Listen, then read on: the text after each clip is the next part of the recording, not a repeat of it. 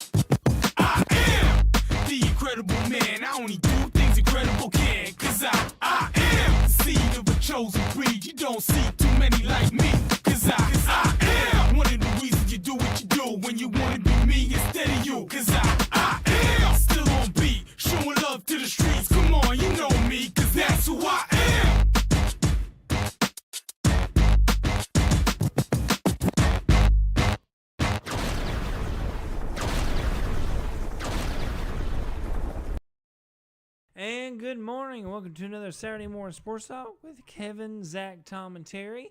And Chip, unfortunately, we do not have our Bulldog here this morning. So Chip is sitting in his spot this morning, but I mean, it's not a big downsize. I mean, to be honest, Bulldog. At least this time, Terry can actually rant without being interrupted by a barking bulldog. So you think? So often. So you think? So you think, but I don't know. I just work here, but welcome to Super Bowl Saturday, everybody, here on KTC Broadcasting. We're all excited. Where's my ring? What? Yeah, where's our ring? Where's our rings? Oh, they're coming. Yeah, he When had. they're coming? I haven't got them yet. He told me they were on the way the other day when I was at the store with him. Oh yeah, they're on What the does way. that mean on the way? I'm about to go get Are them. they gonna- But I had to introduce the show. If you didn't want me to introduce the show, I would have. Well, usually I'm already wearing my ring right now. So Yes, I know. Well, I mean, I was running a little late this morning. I'm the That's bride. reason. I'm the bride of Super Bowl Sunday, JP. Bridezilla is here. I was just curious if you remember. That's Well, I'm glad Chip's here, sitting in place of little poodle. Where is Bulldog Terry? You want No, little he's poodle? not. He's not a bulldog. He's a little poodle. A little poodle. Yeah. Had to take him and dig him, get his hair cleaned and all, and brushed today.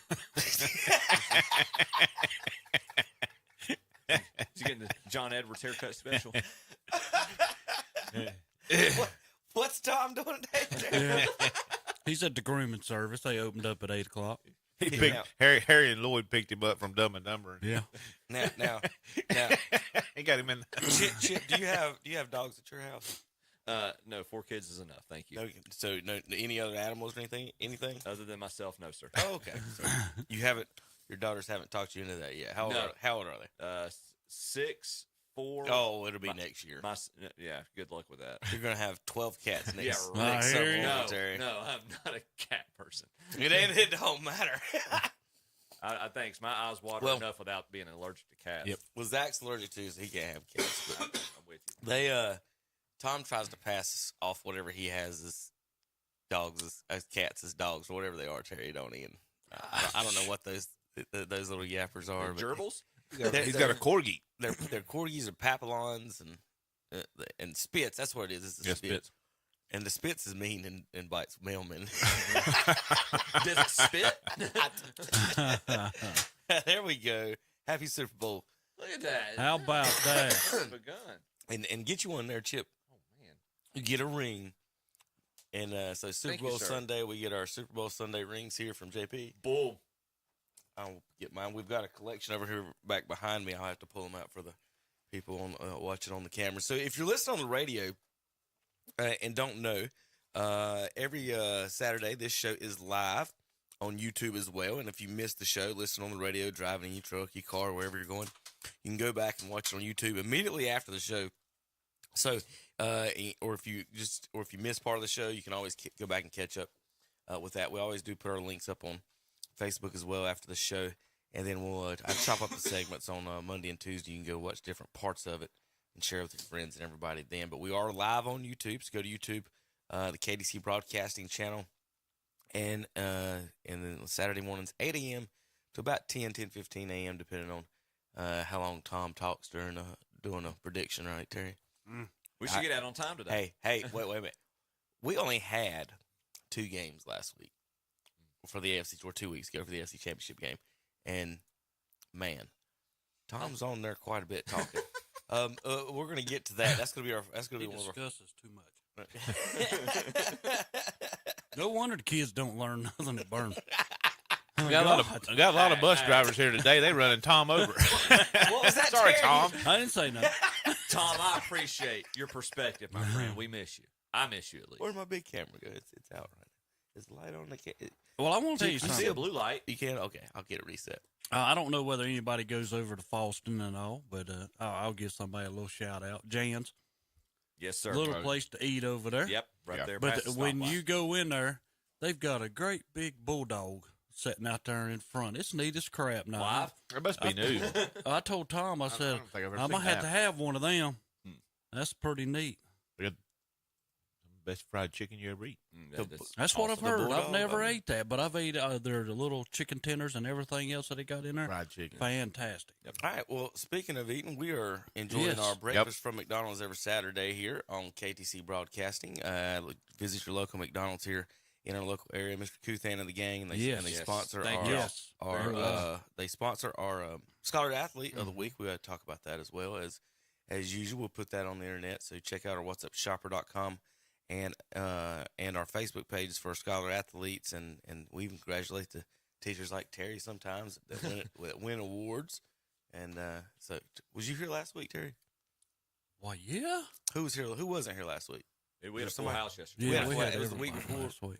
The week I before. think we've all, Chip's been filling in quite often. 3 of the last 4 weeks he's filled in. Yeah. Well, that's why I was Terry Zach had to go was to. out, Terry had to go Then to. I had to leave, and then Tom's has to leave. Referee coaching thing. Yeah. At least we had to do something important, Zach. Instead I of know. get, My instead son's of get our birthday. hair groomed. Oh, don't just talk about me. I'm my son's Talk about- birthday. Sorry, but So, I mean, the Tom, hair this- grooming and wash. this- That's pretty important because we don't want to see Tom in here without his hair groomed and not washed. That's right. Does him and the Spitz get the grooming at the same place? Oh, God. Is that what you're saying, Terry? I'm just talking. That's it. That's it. I'm just talking. That's it. Well, do you know what kind of dog a Spitz is? Chip. Yeah, I do. was I asking don't know. Chip. No, sir. I don't know if I want to know. Yeah, so I'm hooking you up, Chip. Educate me, please. Oh, look at that little rugrat. Oh yeah, it looks like a little Pomeranian. So it's a puffball. Yeah. It does. But It does it's- look like a But Pomeranian. it's got teeth. It'll bite you. Yeah. So Don't they So all have it's teeth? a So vicious don't- puffball. So that's what the dog trainers will tell you. Yeah. If anybody ever asks you, hey, will your dog bite? Yes, every time he eats is a dog. I mean, he's got teeth. So people that that's their little Wah, hang wah, up. wah, wah. That's their hang up is DS dogs bite. So that's one of the things. But yeah, this is what Tom passes off as a Well, I as mean, a dog. There's a difference, because there's poodles, there's big ones, and there's little ones, and they call the little ones something else, and I can't think of what it is. It's not a big one. Huh?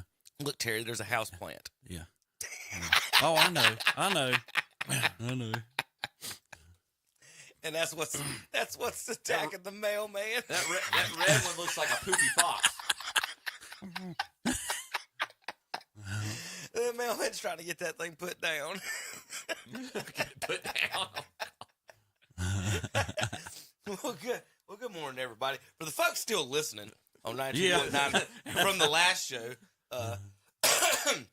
we talked NASCAR for our race fans out there Yep. here, and we're starting up this weekend. Heck yeah. And so we're excited about that. And so the Clash last weekend got moved up. And so for the rest of the folks listening, we do NASCAR, baseball, basketball, NFL, college, and high school sports here in our local area and more. So stay tuned for the next little bit. We got all of that. Well, we usually start off for our NASCAR fans once NASCAR season starts in our first segment. For you folks listening to our local race show there that's before this show. So they did race the Coliseum last week. Torrential rain was coming in Sunday night, and they actually moved it back to Saturday. Did that hurt them, Kevin? It Well, hurt the fan wise. Well, yeah, absolutely, money wise or any fan wise. Then there's the big argument this week about whether where they should have the Clash, where, and of course that brought in the discussion of where they should have the All-Star as well. So as far as the rain and stuff, Terry, so Saturday was supposed to be closed and nobody coming, and Sunday was the race and everything, and then the fans got mad about it and complained about, hey, we can't even pay and come watch. And it was totally no fans. So they said, yeah, okay. So finally they said, yeah, everybody can come in for free. They didn't have time to set up ticketing and all that stuff. So they said, yeah, come on in. So that was already set up for that. And then the fans start coming in, and then they'd make the decision. They announced while the fans were in the stadium, hey, tonight, while you're sitting here, will be a doubleheader. The Clash will be tonight. And then those fans were extra excited. Oh, yeah. Oh, yeah. But they did refund everybody for Sunday and all that other stuff. And it was, I guess, as far as logistics-wise, getting police and security and people working the actual stadium, I guess they already had them there for it, but I don't know if they needed any extra to come in or what, since they announced the race or what. But they don't. It's not like they sell the place out or whatever. It's neat. Looks good on TV. It's cool that you're racing, in the Coliseum. But Terry, the fans just not really too many NASCAR fans in California, or. Well, I've told you every year. It seems like, and you can't go by this year though. I mean, I'm one of those that I am realistic about everything. But like last year, it got less. Except the Cowboys. Yeah. I'm realistic about everything. You know what I'm saying? Last year it got less, but this year, I mean, when you move it up, that kind of puts the fans in a different portion of whether they're coming, they're not coming. I'm gonna give you your money back. I mean, that's like me going to Sunday. You're prepared, like I'm gonna watch the Clash tonight. I mean, you're geared up, and then Sunday to me was a long day. To me, there was, sports wise, I mean, unless you're watching women's basketball, and some of that was good, but as far as me, I don't like the Pro Bowl. I don't like the little grab a handkerchief and stop the guys on the field. I don't like none like of the that, skill especially challenge. when I it's will say the players, after about a quarter and a half, from what I understand, they take the flag game more seriously and get more competitive than they did when they were in pads. Probably because of something they did when they was kids. You know what I'm saying? Like we used to hang around, play games. Apparently, it gets pretty intense. In the Also, second you half. got players out there that don't get to touch the ball. Well, and that's their time to get to touch the ball. Yeah. And that's it's fun. That was fun. I didn't watch any of that.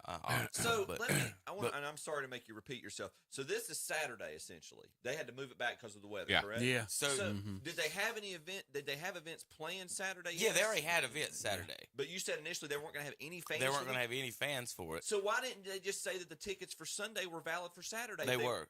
Well, they let everybody in Saturday for free anyway. So if you're coming in Saturday, everybody had to get your ticket Sunday. back Just came anyway. in Saturday. They refunded everybody. You just came to Saturday. Yeah. But that's the amount of fans there. Yeah, they had this race, plus they had the Mexican NASCAR race before this there. Yeah, they had a couple of showcase races that were supposed to be before on Saturday, and But it's not like they announced at the last minute that they were moving to. They announced the Clash while the fans were sitting there. During those other races. So that's just poor planning on their part. I was sitting there. I think I was watching the Duke Carolina game, and it said, "Oh, we're going to be doing the race in like an hour and a half," and I'm like, "Oh wow." I mean, if they make that decision, I don't know, Friday night or something, if they're going to move it back, let the people instead of coming Sunday, come Saturday. They will wait till the last possible minute to cancel a Sunday race. And I understand, I guess, but you can't. That is if you cancel a race on Friday. Do you understand NASCAR fans complaining? But I'm just saying, you're losing out on it'll be way worse than that. You're losing out on money, not getting people there. It'll be way. They'd lose their minds if they cancel a race on Friday night, and it wasn't like. If they didn't know a hurricane was coming out, I just don't know if that was the most profitable decision that they could have. Well, it wasn't for that. They use that, but they've got all the sponsors and everything else. They use this for advertising and try to attract people. The TV contract was honored anyway, so that's for a lot of their money anyway too. So let's see what's on the schedule coming up. So everybody wants to know when's what race, what's going on. The Daytona 500 is the 18th. Next Okay, so Sunday. that's next Sunday. All right. Speaking of what track should be where, nobody wants my thesis on that because Now the Clash, Terry, has in the past has always been in Daytona. They were mentioned in other places. What about, one of the mentions, and somebody said it for the All-Star race, but I think it might be better for the Clash. I don't know. Was for NASCAR to kind of do what they did with North Wilkesboro and revisit some of the older tracks and reinvest in some of those tracks and do that and use those as the Clash weekend races to start the season. So, like, for example, they could go to the Rock this year. Yeah. That'd be great. And then hit up some of these, and then from there, you just go from wherever. But Some of the ones that they've shut down. Well, right. And one of the ones too, some of the tracks too that aren't these cookie cutter mile-and-a-half tri-ovals that they're trying to get rid of those. North Wilkesboro is not symmetrical. Darlington, we all know, and that's part of the reason I think Darlington's always been successful staying on the schedule. Is it's not symmetrical. Rockingham, not symmetrical. Get some of these more funky old school racetracks. I agree with that, Kevin. The problem is, and like with the teams and how, and this will go to the competition level, is NASCAR isn't we've got 30 owners, and then a media conglomerate run by a commissioner. It's owned by a family. Yeah. So if they want to, do they want to spend money on building a track? Yes or no? And there's probably, you know what I mean. And there's an agreement with they'd have to have agreements with the owners of the racetracks, basically. Essentially. So some the mention was definitely it was mentioning the All-Star for that, but I thought, why wouldn't you just do that for the Clash? I don't know if you'd want the All-Star going to play. You'd want more fans than those places are going to hold. The Clash don't have that as many fans. No, so, it does not. Yeah. So why wouldn't that would be the place to do? Like a Clash at North Wilkesboro would fill up. Would That's it not? valid. That's valid. And you want the All-Star race to be one of your showcase tracks anyway. Obviously, Charlotte, I know historically it's been there. Also, I think they should consider Bristol. Terry thinks Daytona. I think Daytona could be in any of that. On it, I was thinking Darlington, excuse me, not Daytona. Darlington's good too. Honestly, and nobody's going to agree with me at this table because this is so far fetched and tradition. And I can't believe this has come out of my traditionalist mouth. You've got the playoffs. They've set it up to where the last race is the most important race of the season. The last race of the season should be the Daytona 500. And then let the first race of the season be the Pepsi 400 at Daytona. Open and close at Daytona. Well, you could leave the 500 as the first and just move it to Daytona. But the whole reason that's the biggest race is it's the 500-mile race at Daytona. That should be the playoff kick. That you could put your champion and the winner of the Daytona 500 in one thing. I get your thoughts on that, but NASCAR fans aren't. The traditionalists will have a hard time with that, but it makes sense. But Terry agrees with it. The last race should be at Daytona. I do too. I do too. Now the All-Star. I'll go with Atlanta now that they've redid that surface. It was a good track last year. Austin, final race. Now that would be is it November's last week? It's one of the it last. Might be a little cold, but shouldn't be in Phoenix, man. Phoenix makes no sense to me. The problem with now, Terry, you remember we can't have the All-Star at Atlanta, Daytona, or Talladega because you don't have enough cars on the track. Yeah, for for the draft. Everybody has a chance. The 20 cars that start the race, and then there'll be down to 10. Here's what you had. This this is, past week, that's Clash. valid too. You gonna have this Clash. after the first big wreck, we're done, guys. Let's go home. I mean, think about it. This Clash that we had, can't do it. I went back and we sat there, and me and Adam, my son-in-law, we sat there, and I told him, I said, it's the top 6 cars. One of them are going to win it. Yeah.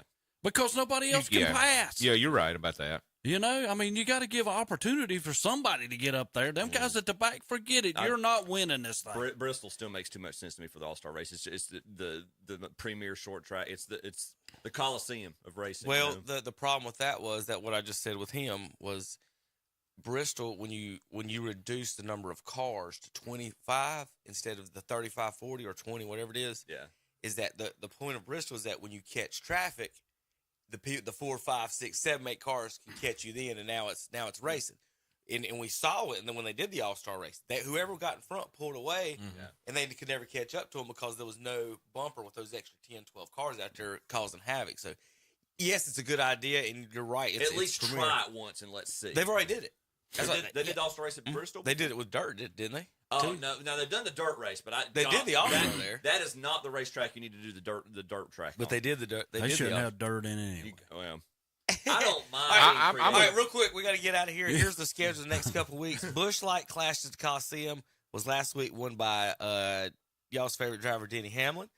The Blue Green Vacation Duels at Daytona are Thursday. Thursday are the duels. That's right. There we go. 7 o'clock. Duel 1 and Duel 2 will follow on FS1 M1. I don't think we have that one on KTC this week. I know Terry's looking for a Ross Chastain shirt. He's got a new sponsor, Busch Light. Terry, you ready? Ready to rock? Chastain's number 1 in your heart, ain't it? You can show the camera that he's number 1. You can see me right now. I'm really speaking a lot. Kevin, you got the clip showing him he's number 1. Pull it up. Yeah, well, we actually do. Yeah, I was about to say it. So real quick, he does have the Busch Light. I did have to get through a couple of Jimmy Johnson things real quick for he is. I meant from the last few weeks. He is. Who's that? You don't have to get to that. Going to the Hall of Fame. Who is it? Inducted with Jimmy Johnson. Yeah, he was inducted with. He was great. Chad Knaus. He was great with the Cowboys. Wasn't I he? can't remember who the other guy was. They would be a lot better off if they had him in there. We got to talk a little bit about that later. But I thought I had that on my. It must be. Oh, I know where it's at. Never mind. Sorry, Terry. But anyway, so now he's racing. Supposed to be 10 races. He hasn't announced 1 or 2 of them yet. Denny Hamlin said the other day he hates that he's coming back. Tell him, Denny. He kind of ruined a couple of his championships, didn't he, Terry? He did. Or championship chances. I'll say that. So when you're talking about where does he? I don't know. And I know you're trying to get ready for break. Where does he measure? I know you got to give credit for the man. He won 7 championships, but he ain't no Earnhardt. He ain't no Petty. I mean, easy. No, Are you he's talking about third. Denny Hamlin? yeah. Easy. No. I'm No, talking Jimmy Johnson. Johnson. If you easy. measure him, nobody's going to put him first Easy. or second. This is I'm Terry. a- This is Terry for those. That's Ross Terry's said, it's Terry for Ross Chastain. That's right. That's right. Ross Chastain's number 0 in Terry's heart right there. Now, real quick, I know we don't have time for this. This ain't the day for it, but and you asked the question anyway. Now, Chip, I know a couple of NASCAR. Now, I'm a fan, so you can accuse me of the bias, but I know a NASCAR aficionado I know who used to work on this show, Terry, who would make the argument that he is the best because he won in 4 or 5 different cars and 4 or 5. Oh, I'm different, never going to. 4 or 5 different formats. They kept changing the format to make him lose, and he kept going. Yeah. Boop, boop, boop, boop, boop, boop, boop, Oh, boop. I'm never the going to champ. say that he's not the best. But, I mean, when you talk to NASCAR fans who have been around forever, they're always going to say Richard Petty first. Yes. Then they're going to put Dale second. Yes. Then they're going to say Jimmy. Is it- That's what they're going to say. And the reason they're going to put Jimmy like third is, number one, he's not the intimidator that Dale was.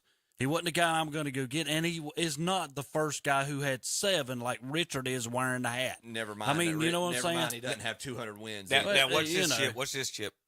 Now, Terry, be honest with me. In your opinion, did NASCAR make Jimmy Johnson retire so he didn't win an 8th championship? Yeah, probably did. I'm thank not you. going to say. I Thank mean, you. you know, He's not a Jimmy fan. No. He's not a Jimmy fan, Chip. I'm telling you. They made him retire because he's so good. It didn't matter what car, what track they put him on. He's winning. But the bulk of his championships, the bulk of his championships, it was the same format. It's the same 10 races, and all he had to do was get in the playoffs. It was the same 10 races that in Knaus and that team, and it had the best equipment with Hendrick. I'll give him that. But they just said get him in the playoffs, and then he was the best driver on those 10 tracks. The problem I had with at the end of his career, the little incident he had down here in Charlotte where he ended up wrecking with Martin Truex and them, somehow I know that destroyed the whole team. Because Knaus was like telling him, don't do this, just finish where you're at. We're gonna make the chase, you know. And then all of a sudden there's a wreck and he don't make the chase. I think that was a downfall of the whole team down there. You talking about on the As a team wise. Oh, you talking about on the road with the first road Yeah. race when that was When they a had fun the race. wreck down there That was a last fun one, race. you know. They had no I mean, idea. I understood because both of them wanted to win it. I understood every bit of that. They were learning on the fly. I mean, the very yeah. first turn of that race, I mean, you had people flying into the wall. It was just you're right, it was a good race. Canals and John, and again, you've got to say he's one of the greatest of all time. He to me is the LeBron of NASCAR. I don't think you put him on the track against Earnhardt or against Petty in their prime. They're gonna race laps around him or give him a little rub, and he ain't gonna be able to handle it. I guarantee Daggum Dale would have done that to him easy. Only 3 of Jimmy's championships were in the Chase title. Okay. Well, it's almost Gordon got 1. Gordon got 2 of his in the Chase actually. I didn't know that. No, I didn't know that. I didn't I think thought away. all I didn't of think his it were before the Chase. Gordon Fitt. No. Playoff champion team. Regular season champion. What am I reading, Zach? Final playoff No, we points can't champion. see it. Jeff Gordon. final non-playoff point. Jeff Gordon won the first one, right? Is this final non? Yeah. No, No, playoff. that's non-playoff. What is this showing?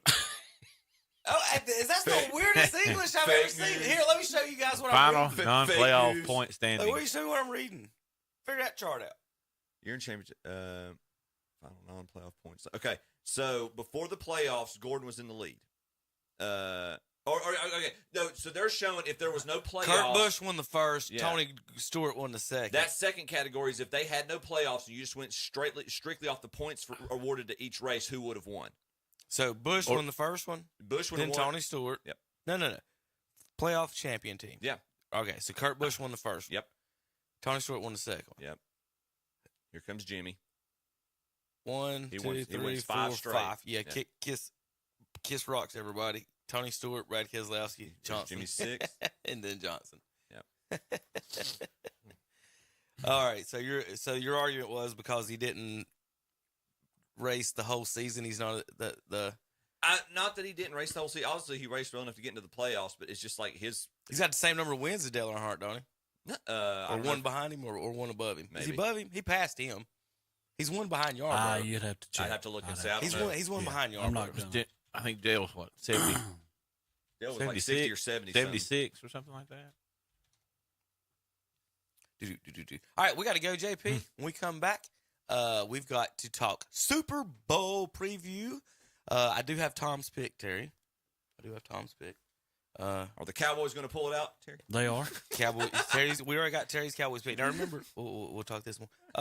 We'll be back in a few minutes. Talk. Let's see. Petty 200, Pearson, Gordon, Waltrip, Allison, and Waltrip are 1 ahead. He's tied with Kale right now. Dale had 76. Earnhardt 76 is in 8th. So Jimmy and Kale tied in 6th with 83. Bobby Allison and Waltrip have 84. What I did want to talk, Terry, real quick. He's going to race 10 races. They haven't announced a couple of them. He's racing Kansas twice. So he wouldn't be doing that if he didn't think he could win, right? That's exactly right. Because I'm not really familiar with Kansas that much, or him even winning at Kansas. Has he ever won at Kansas? It's a cookie cutter. I'm not sure he's ever even won there. So I think Toto's going to open up and sing. Toto? Yeah, we're not in Kansas anymore. We'll be back in a minute. KGC broadcast. I thought you were talking about from the band Toto. Is your car or truck ready for the cold winter weather? Make sure by taking it to Oak Grove Auto Sales, Service, and Body Shop on the Oak Grove Road. Have those belts and hoses checked. Check that antifreeze. And how about those windshield wipers? More importantly, what about your tires? And if you slip and slide and have a fender bender, remember their Body Shop too. That's Oak Grove Auto Sales, Service, and Body Shop, 522 Oak Grove Road, Kings Mountain. Online at oakgroveauto.com. Join us for our live Sunday morning worship services on WHS. It's the Sunday morning worship service from Calvary Baptist Church in Shelby, and on WCSL, it's the Sunday morning worship service from First Baptist Church in Cherryville. Renato Kia and Renato Honda at Renato Auto Mall in Shelby is the home of the $5,000 test drive. Come in for all the details and check out the deals this week at Renato Kia, like a 2017 Nissan Pathfinder SL for $93.35, or how about a 2021 Kia Forte FE for $16,911. And congratulations to Ashner DeSir, Renato Kia's Salesperson of the Month. And in service, get a free oil change with the purchase of a tire rotation and balance. That's Renato Kia and Renato Honda at Renato Auto Mall, 4423 East Dixon Boulevard in Shelby. Online at RenatoAutomall.com. Now is the time to head to Marburger Chevrolet in Shelby for that new 2024 Chevrolet Silverado 1500 truck. Now get 2.9% APR financing for 72 months for well-qualified buyers. Or get $5,000 total value with your eligible trade-in. And that's not all. Get 1.9% APR financing on the new 2024 Chevrolet Equinox for well-qualified buyers. Or get $2,500 total cash allowance. Marburger Chevrolet, 200 West Dixon Boulevard in Shelby. Online at marburgerchevy.net. Fishing is best when you come first to the Great Outdoors in Cherryville. See the new line of lures, including the Berkeley Hussies, Finishers, and Krez lures in 5, 7, and 9. Also, see the new Rapella, Crest City, Freeloader, the Mayor, and Cleanup Crawl lures, too. Your next fishing trip starts at the Great Outdoors in Cherryville. And be sure to pick up a new Great Outdoor hat. The Great Outdoors, Highway 150 East in Cherryville, right behind McDonald's. Online at teamgreatoutdoors.com and see their page at whatsupshopper.com. Tim Moore, a leader in the conservative revolution that took over Raleigh. Tim Moore delivered on our conservative agenda, passing the largest income tax cut in state history, balancing the state budget, outlawing sanctuary cities, and ensuring that only women can play in women's sports. It was Tim Moore who led the fight against liberals like Roy Cooper to enact voter ID to protect our elections and stop the steal. Republicans need Tim Moore in Congress to fix the mess in Washington and stop the Biden agenda of open borders, catch-and-release immigration, higher spending, and weakening our military. Tim Moore is a proven conservative who gets things done.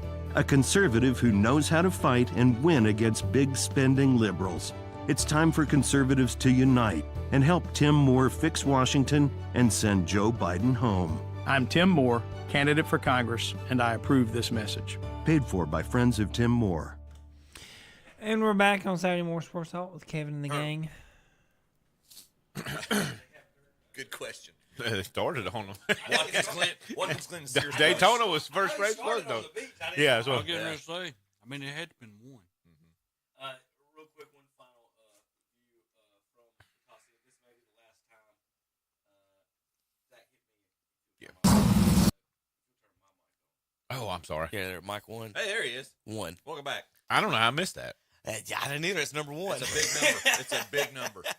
So, real quick, this might be historically the last time you see it. The NASCAR cars coming out of the Coliseum. This is where the football players walk down the tunnel. I just thought this was one of the coolest shots ever, as far as of it going, was the cars coming in and out of the tunnel that the football players walk in to enter, because there is no pits out there. There's no room to. You just pull on the track and go. And I always thought that was one of the coolest things. All right, let's talk. Let's see. Well, we got Chip's a golfer, and I've got this one for Chip.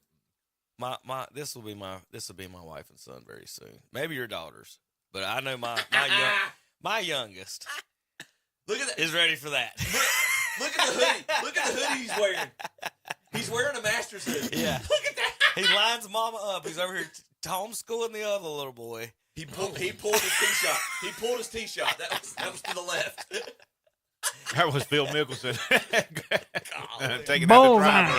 taking out the driver. Yeah, it's almost on 18. It's almost golf season. Chip. This weekend, Pebble Beach had a little issue as well. As far as, hey, how about their poor planning with NASCAR? They had to cancel Sunday too. Yeah. Tough thing being out in Monterey like that, but it's all right. The guy who won the U.S. Open last year goes out on Saturday. I think he was at Pebble, shoots a 58, and based on what my dad said, it could have been a 56. He left 2 putts like an inch short on 16 and 17. Yeah, and then had an eagle putt on 18. Good gracious! Yeah, we'll see this is the ocean blowing. Wow, that's 18 at Pebble. Right on there. 18 at Pebble. This was Sunday morning before it got real bad. If y'all get anybody who's a golf nut, go to YouTube when you get the chance and look at the clip is every hole at Cypress Point. A lot of people don't know about Cypress Point, but it is it's every year. Golf Digest ranks at the top 3 course in the world, and it's also in Monterey. It's a treat. Imagine trying to hit. It would just take your ball would just go Now, Chip, there wasn't no lightning. They could have played. Just wind. Well, there's standing water on the green. Get the squeegees out there. Get to work. Somebody do something out here. Standing water on the green. So. Now, talk about smart planning. Mm-hmm. You got to give credit where it's due, Chip. The Ulterior League. They're in Vegas this week during Super Bowl week. Yeah, having every celebrity come by, hitting on the par threes. Here's your this is the birdie shack over here on the left. Yeah, this is the party hole is what it's called. Don't say which hole it is. They're trying to compete with TPC at Scottsdale right now because it's the rowdiest week on the PGA Tour this week at Waste Management, right? Yes, it's the Waste Management hole number 16, which is basically an arena around a golf hole. It's the loudest hole in golf. I want to get to some of it. The problem is that you just got to travel to them, and then the tickets are expensive. aren't cheap. That is not my style of golf. I'll put it this way. So I was at Augusta last year. Or no, this is 2 years ago, and I forget who was on the tee box. They hit their tee shot, and we had one lady who had a few too many at that point, and she does the old original Baba Booey. Mm-hmm. And within the group goes walking off the tee box, and within 10 seconds, one of my supervisors walks over, like dead in her face, and says, "We don't do that here," and just walks off. And there's a decorum. I'm definitely more on the Augusta National side than the TPC at Scottsdale side. So kind of in the middle on it. There's a time and a place for it. Like the people that will sit there. And if a bird chirps from a mile and a half away while they're playing golf and it ruins their golf shot, it drives me crazy. Because I play basketball. Yep. And here's my thing, Chip. If you're making noise and I know you're making noise, it will not bother me one bit. That's Tiger's point. I'm not a big fan. I'm not big on the music, but the guys right around the car. As long as I don't hear it from your car, and our group can hear ours or whatever. I don't really play it with people that do play with me. Do it as long as I know their sound. Doesn't bother me at all. I could actually be heckled as long as I know the sound is coming. You will not. But if it's quiet and the guy from Happy Gilmore's out there in your backswing, that's a little different. Yeah. But I get it, the majors and things like that. But the other events and you've got to have a way to have fun. There's a time and a place for it. And again, Augusta National can get. That's part of the mystique of it. It makes sense there, like to your point. I think all the other ones, all the par threes should be almost party holes. Like that should be a thing. Like, hey, I'm going over to the 17th, I'm going to the 16th, I'm going to the 15th, because you get to see there's a chance for a hole in one here, and that's where all the drinking. The only other holes that I usually go are when I visit is a water hole or a par 5, so I can see the baby eagles. Have you heard of Blue Jack National? No. You need to look up. You would appreciate it. My friend Lori, who volunteers with me at Augusta, she's played Blue Jack National, and you need to. It's a Tiger Woods creation, and you should read a little bit about it. It's not just around a golf. It's an experience. Okay. Well. So this weekend in Scottsdale, the Waste Management. Yep. Here's a photo of it from their party hole. There's the whole thing. It's a stadium. Early. That's early because look, the stands aren't filled. Yeah, that's early. That's people waited in line at 3:45 a.m. It says ESPN had a clip of once the weather delay was canceled yesterday. They was in a dead sprint when they opened the gates. I'm trying to find one of those actually. Yeah. Let's see if they were as soon as they opened the gates, they were in a dead sprint. Oh, I got video, Terry. I found Tom. Well, he didn't call in. He's at the Waste Management Open. Now, let me tell you something. The athleticism on this guy. Just put it this way. Just watch this. How he maintains. I'm sorry, I actually hit the wrong button there for a second. Here's a close video of Tom this morning. Is he moonwalking? That's what I'm saying. Look at the and that was a change of elevation on the. Twice. He changed his elevation twice. Up on the curve, back on the curve. Let's see if he gets back on the curve a third time. We need a Mel Kiper. It's a good first step. Yes, he's on the curve again. Look at the balance. Look at the balance. It's a good first step. We have no idea if his eyes are open, closed. He's explosive. Oh, look at maintains his balance on the whole thing. Terry. Like Sidey went for cornerback. That's a heck of a back pedal, isn't it? Maintains his presence in the pocket. I think it's funny that all the people looking at him like, look at this dude, man. Everybody else is walking in I mean, normal. is it a bit? Is the dude bitting it up a little bit? Oh my gosh, he was ready for whatever that party hole was. There. Almost like the guy on Men in Black when the sugar dude, he's walking around like, yeah. Oh, I found Anna. Her and Tom, there they are. There's Danny in the red shirt. Oh, Lord. We found the Cinephonies. No, Anna had a good time at the Hornets game the other night. They did not do that. And then when you lose your bet in fantasy football, Terry, sometimes you have to show up at the Waste Management Open in a wedding dress. That is not Tom. That's hilarious. That's Tom's bride. Terry, you gonna watch the Waste Management Open? No. I was wondering if this is the line. That is somebody falling down the hill. There was a video somewhere of they've got AstroTurf on a hill, and it had got a little wet at the very bottom, and there was just somebody sitting at the bottom with their phone filming every one of them. Terry, boom, boom, boom, just watching all the drunks hit the ground. I don't have that one like the hole I work on at Augusta, number 8. It's uphill par 5, and after a rain delay on the left side of the fairway, like out in the trees, there's a spot that's quite steep that a lot of people walk down. If it gets wet, their backside is mud the rest of the day. And it's just an assembly line, one right after the other. This is my daughter headed to dance this morning, off the golf course and then going to dance. This was at the Phoenix Open in 2022. So a little girl stole a golf cart and drugged dad across the way as he tried to stop her. He tried to save his beer. He didn't get it saved. Didn't save any of it. Now, if that had been Sister Carrie, she'd have been under the golf cart. Yeah, get her leg run over, her arm, or Dad had a propensity of throwing us off golf carts. and running over them at the same time. We've all been thrown off and run over by a golf cart at some point in our lives.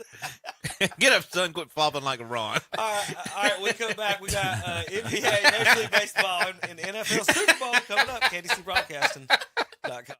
Well, folks, it's 2024, and you know what that means. Tax time. Tax time is just around the corner, and ProMotion Motor Company has over 100 quality pre-owned vehicles ready to choose from, starting at $699 down. ProMotion Motor Company has on-lot financing, buy here, pay here, and over 17 banks to choose from for all types of credit. ProMotion has grown to be one of the largest independent automobile dealers in Lincoln County. So come on down and visit us at 2527 East Main Street, Lincolnton. Visit us online at www.promotionmotors.com or call 704-735-0303. Today's Pro in Shelby can help keep you warm this winter, from gas logs to fireplaces to inserts and more. And if you're building a new home, see Today's Pro in Shelby about a zero clearance builder's box. You just insert the gas logs of your choice. These are non-vented log sets with optional accessories. Name brands like Menneson, Empire, Buck Stove, and more. And they do service calls too. See Today's Pro, 1325 East Dixon Boulevard in Shelby. Call 704-600-8393 or visit the website at thetodayspro.com. Amari A.J. Adams of Crest High School is this month's McDonald's KTC Broadcasting WhatsUpShopper.com Scholar Athlete of the Month. A.J. is the son of Sean and Jamara Adams and plays football and basketball. A.J. has a 4.5 grade point average. Advanced courses include AP Pre-Calculus, English Literature and Composition, English Language and Composition, U.S. History, and Human Geography. A.J. is a junior marshal and a member of the National Honor Society, Beta Club, and Honor Society. A.J. is a member of the Walls Memorial Baptist Church. Community activities include providing homemade Christmas cards for the nursing home residents, school fundraisers, and setting up events for the sorority group. After graduation, A.J. plans to attend Davidson College and pursue academic and athletic career. The McDonald's KTC Broadcasting WhatsUpShopper.com Scholar Athlete Award is to recognize a student athlete not only for accomplishments in athletics, but also for overall achievements in the classroom and for overall community and school citizenship.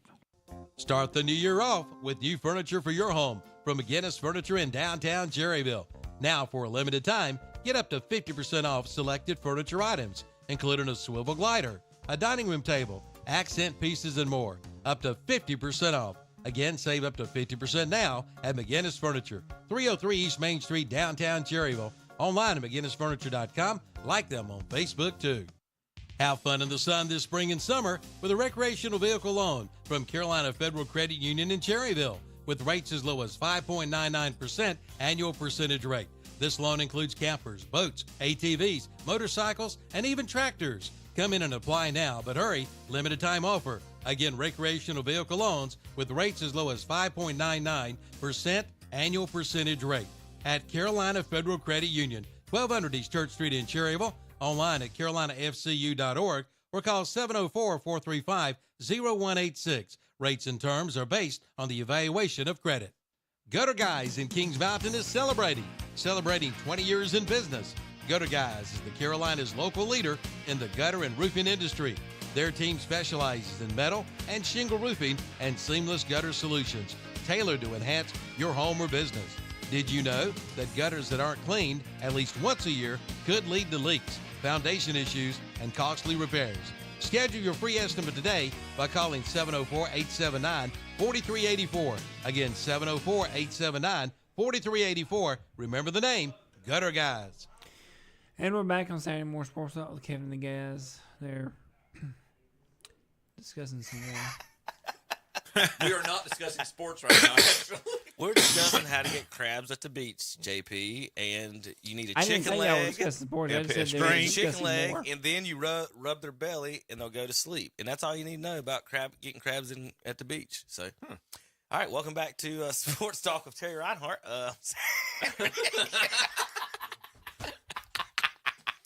Okay. That's why we'll talk. Those Idaho people, they go to the beach quite a bit, Terry. They go to Myrtle Beach, so that's where he's at. I need to get my phone charged. I want to give a local shout out real quick. My weekly Gardner Webb shout out. Gardner Webb's women's basketball team. Good win against Presbyterian College last night or Wednesday night at home. Special shout out to senior Big South champion NCAA tournament qualifier Michaela Funderburk. 21 points on 7 of 7 shooting behind the arc Wednesday night. Are you sure you wanted to give them a shout out after what we were just discussing? That was not a good time.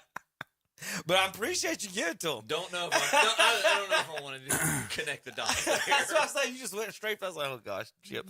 All right, Terry, is this how you got pumped in the 80s? Let me tell you something, brother. With Hulkamania's 40-minute workout audio program. Yeah. Audio workout. Oh, Stay with me, did you have that? I did not. Had you ever have seen that before? I have not seen that. I've seen most wrestling memorabilia. I have not seen one of those. I've got to find that now on eBay. Since 1985 was when that's a tape, folks. Yeah. Cassette tape. Cassette How tape. big were the pythons? How many? Was it 42-inch python? 42-inch python. I think it was. Brother. I think it 24-inch python. 24. Let me tell you something. 24-inch python, not 40. 24-inch python. Oh yeah. All right, I'm gonna scroll through some baseball.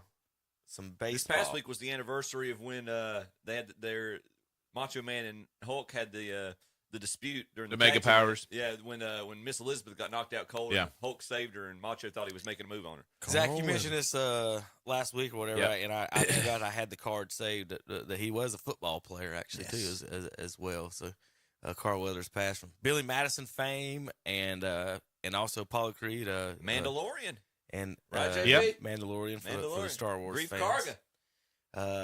I'm going to go through a couple of little fun ones. All right, now this is a NASCAR one. I'm not going to read it on the radio.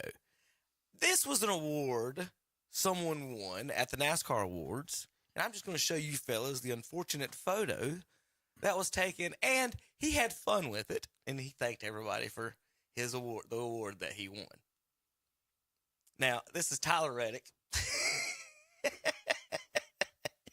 winning an award at the NASCAR ceremonies. And this picture he tweeted and hit out himself and was like, thanks, everybody.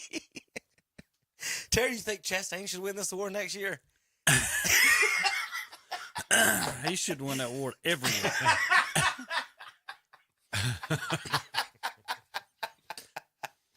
Unfortunate positioning by the cameraman. Let's just say that. Or was that planned? Bad pick. Just That's go it. home and watch it You got that. on YouTube. It's if you want to find it on Twitter, it's at Couch Racer from February 3rd. Tyler Reddick picture. That was a bad pick. And they tweeted out, "What a huge honor, Terry." That is funny.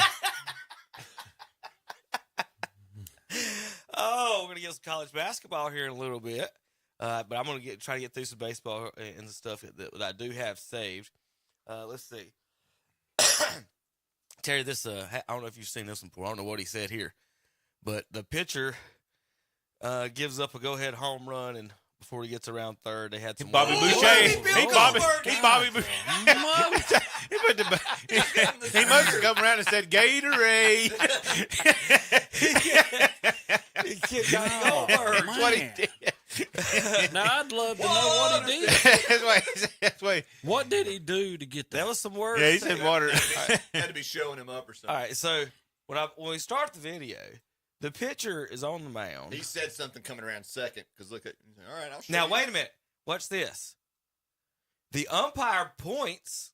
No, he was already pointing. Maybe he was already talking to him. Do you point at the runner while he's running? Because the umpire's pointing at him right now. Like, be quiet. He's pointing something at him. That's enough chatter. He's pointing. I'll show you chatter. Pitcher's had Oh enough. my gosh. Woo! Helmet went flying sorry, off. folks, that's the hit of the year. Now this is like a $40,000 fine in the NFL right Hey, now. if I'm the hitter, I'm ticked at the third base coach. Come on, man, you got to keep your eyes open for that. Third base coach didn't. He's probably a The coach linebacker. wasn't nothing. doing out there. He's like, nah, that's not me. he's a bud. He didn't even linebacker. pull anybody off. Watch him. He just shook some go. He's out there shaking Joe Biden's All of a friend's sudden, hands. here Terry. comes Carl Lewis. Boom! He's shaking invisible. Watch the third base coach. He stepped on like 9 blades of grass right there to help out. That's all he did. That's why I won't leave my locker room. You seen one of those on the field before, Terry? Anybody tackle like that? I have seen some. Maybe not that bad. Just take the dude out. But I've seen some. And that's really basically too much you can do about it, guys. I mean, you're pointing, you're telling, and it's gonna happen. It's gonna happen. All right, Chip. I gotta read the censored version on the air. Okay. But weren't you the one that was talking about Pedro Martinez? Yeah. All right, this is him. In 2001, he was interviewed by Sports Illustrated for kids. Favorite color, green. Favorite book, whatever. Favorite actress, Sandra Bullock. Secret ambition, I would like to marry Sandra Bullock. When he was reminded of the interview, it's for a children's magazine. He amended it a little bit. Don't ask questions you don't want the answers to. Gosh. People want to know how fast Vince Coleman was, Terry. How about this? How about pissing Pete Rose off enough because he beat out our grounder to second base? And then Pete, 3.6 to first, and he's still second. Had a little smack talk. But grounding out here, second base, watch this. And beat it out. And then the tarp ran over him, Terry. That graphic said he was 33 of 41 stealing bases. What happened on the other 8? That's what I want to know. Yadier Molina was playing. No, he slipped. That is a great question. We got some. We got to get to that in a little bit. Terry, did we go over the Hall of Fame voting with you? I couldn't remember if we ever did. For baseball? Yeah. Okay, I wanted to make sure that we did get with that. All right, JP, we got to take another break. We got NBA and then Super Bowl here in just a few moments. KDCBroadcasting.com. Flowers by the Falls in Kings Mountain. Your hometown florist has floral arrangements for any occasion, including Valentine's Day, seasonal arrangements, birthday flowers, get well flowers, anniversary, and funeral flowers. And all arrangements are available in fresh flowers and silk. Flowers by the Falls also carries plants, modern tropical designs, fruit baskets, and snack baskets. Don't forget Valentine's Day is Wednesday, February 14th. It's not too early to place your Valentine order today. They have arrangements for any budget, so call 704-739-7331. Flowers by the Falls has 50 years experience, and they deliver to Gaston, York, and Cleveland counties. They're open Monday through Friday, 9 to 2, or stop by at 624 East King Street in Kings Mountain. Are you new to the area? Or maybe you just have problems locating those hard-to-find streets? Universal Advertising Associates has published a quality street guide for our area, and they are now available free of charge at these area business locations: McNeely Diesel and Auto, Select Remax of Shelby, All Ray Tire Center of Shelby, Royalty Cafe, Homestead Landscape Supply and Feed Company, Southern Equipment Rentals, Kings Mountain Historical Museum, The Best Group LLC, Gutter Guys Incorporated and the Grooming Lady, and KTC Broadcasting. These maps will be available for a limited time only, so hurry into the business location near you. It's a showroom remodeling sale at Flooring America in Kings Mountain. They're remodeling their showroom, and they have slashed the prices on in-stock flooring. Right now, get closeout prices on in-stock merchandise. They'd rather sell it than have to move it. All kinds of flooring, vinyl, wood, carpet, laminates, and more.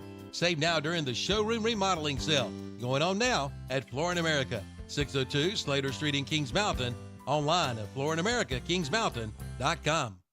Rhodes & Bill Oil Company in Lincoln has been serving the Piedmont of North and South Carolina since 1919. Sure, they deliver to your home with home heating oils. They'll help keep you warm, but they do a whole lot more. They feature bulk fuel delivery, on-site and commercial fueling, backup generator fueling, and farm and agricultural fueling. For home or business or farms, call on Rhodes & Bill Oil Company in Lincoln, 704-735-2508. Online at rhodesandbill.com, located at 1404 East Main Street in Lincoln. Like them on Facebook, too. Built upon a solid foundation of cast iron and steel, the Kubota L-Series is part of our under 100 horsepower tractor lineup rated #1 for reliability. They feature powerful Kubota diesel engines and easy operation. The durable Kubota L-Series. Talk to your local Kubota dealer today to schedule a demo.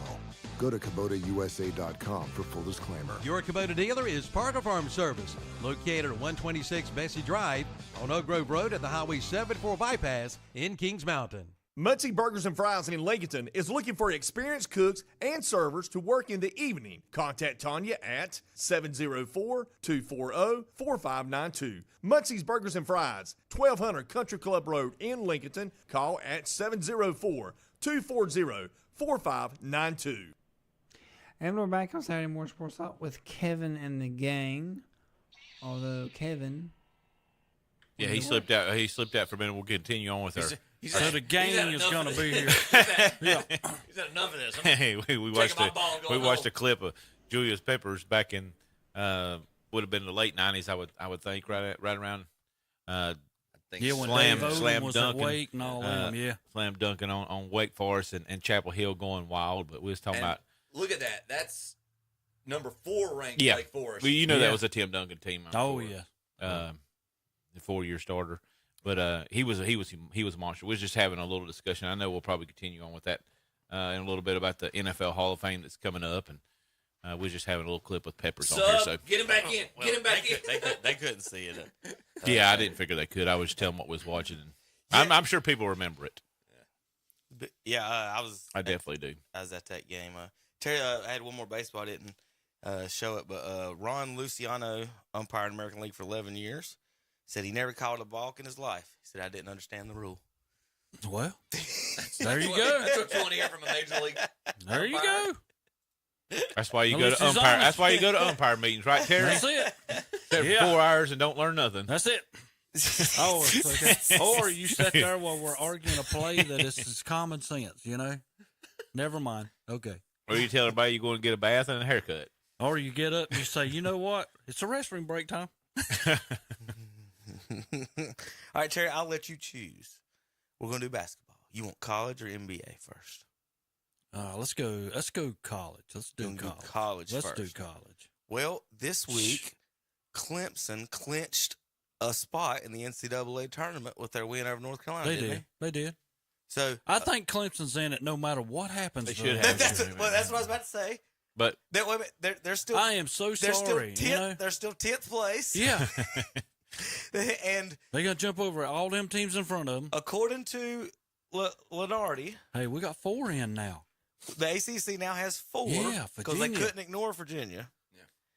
Yeah. But the thing is, let me find it. The Big 12 has 10. Yeah. Out of their 14 teams.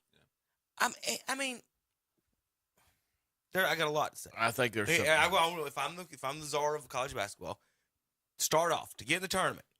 Must have 20 wins. Must be 500 above in your conference. In your conference. Is that hard to be a baseline? No, that's a good metric. Okay, then we'll go from there. Then you can have your little arguments over your little value of wins or however you want to do your metrics. But can we at least get over 500 teams in your conference? I mean, that's ridiculous that you'd take someone under 500 in their conference and do the 10th place team. What tournament are they going to win? What tournament is that 10th place team in the Big 12 going to win?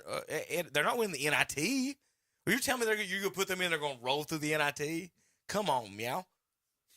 Pull that out on them. Terry, I mean. Do one of them Bob Knight things, man. You just don't go to it. Yeah. Let me get to NIT. That's where I'm going. Oh, Lordy, now we got beat. Yeah.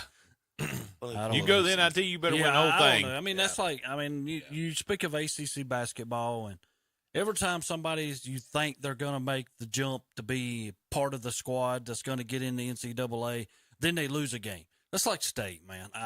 We win 2 games at home. We got our 3rd game at home playing Pittsburgh, and we come out and we blow the game and we get beat 67-64. Well, I'm like, those are the games that you cannot lose because now you have a must-win today going to wait. Well, if you let Burns eat a bunch of Twinkies. Yeah, I'm telling you. I'm getting, well, there are some games, that's like the game, and I'll go back to when they played Virginia.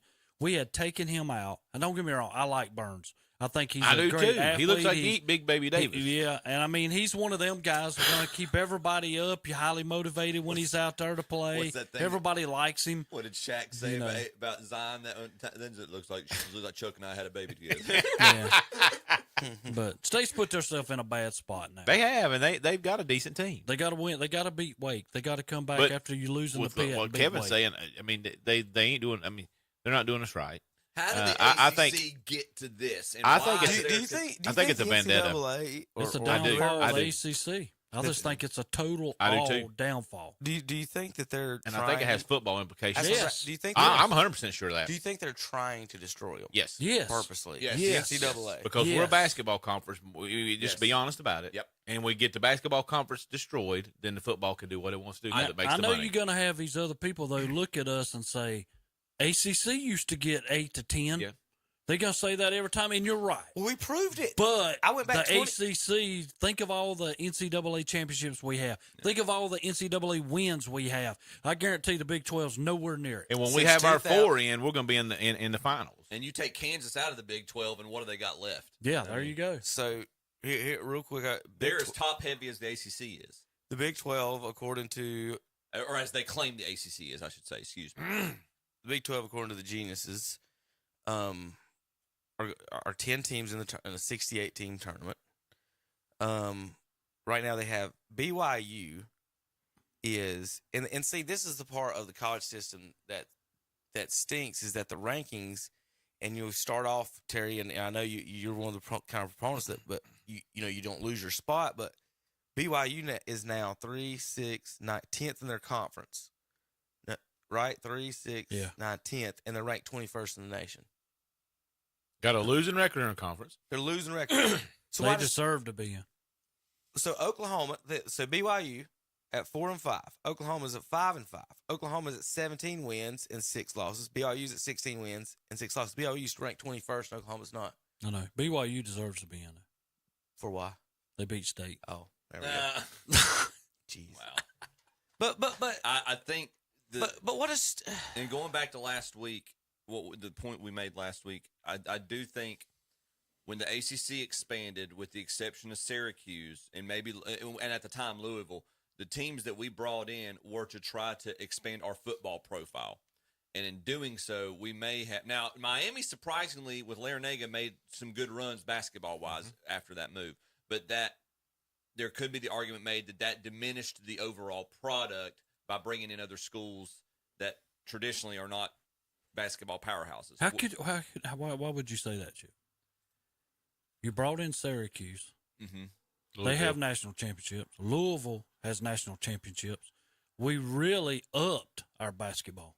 And Notre Dame came in, and at the time Notre Dame came in, they had a pretty decent, basketball program. Mm-hmm. I think we upped our basketball coming in. Again, I would agree. He's not. Well, no.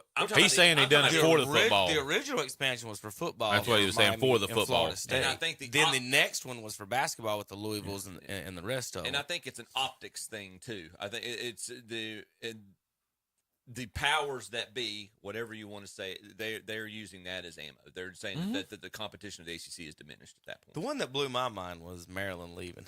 Yeah, because I'm like you guys, it's more like has Maryland ever won a Big Ten? No, not even come close. They'd have been better off staying in the ACC. But they get it. But how much more? Because they're in the Big Ten, right? How much more of a payout do they get being I'm sure. in the Big Ten? For them, it's much more profitable. It probably is. But I mean, how they were competitive. All right, Terry, did you see this play? Gosh, Gary Williams, man, that was.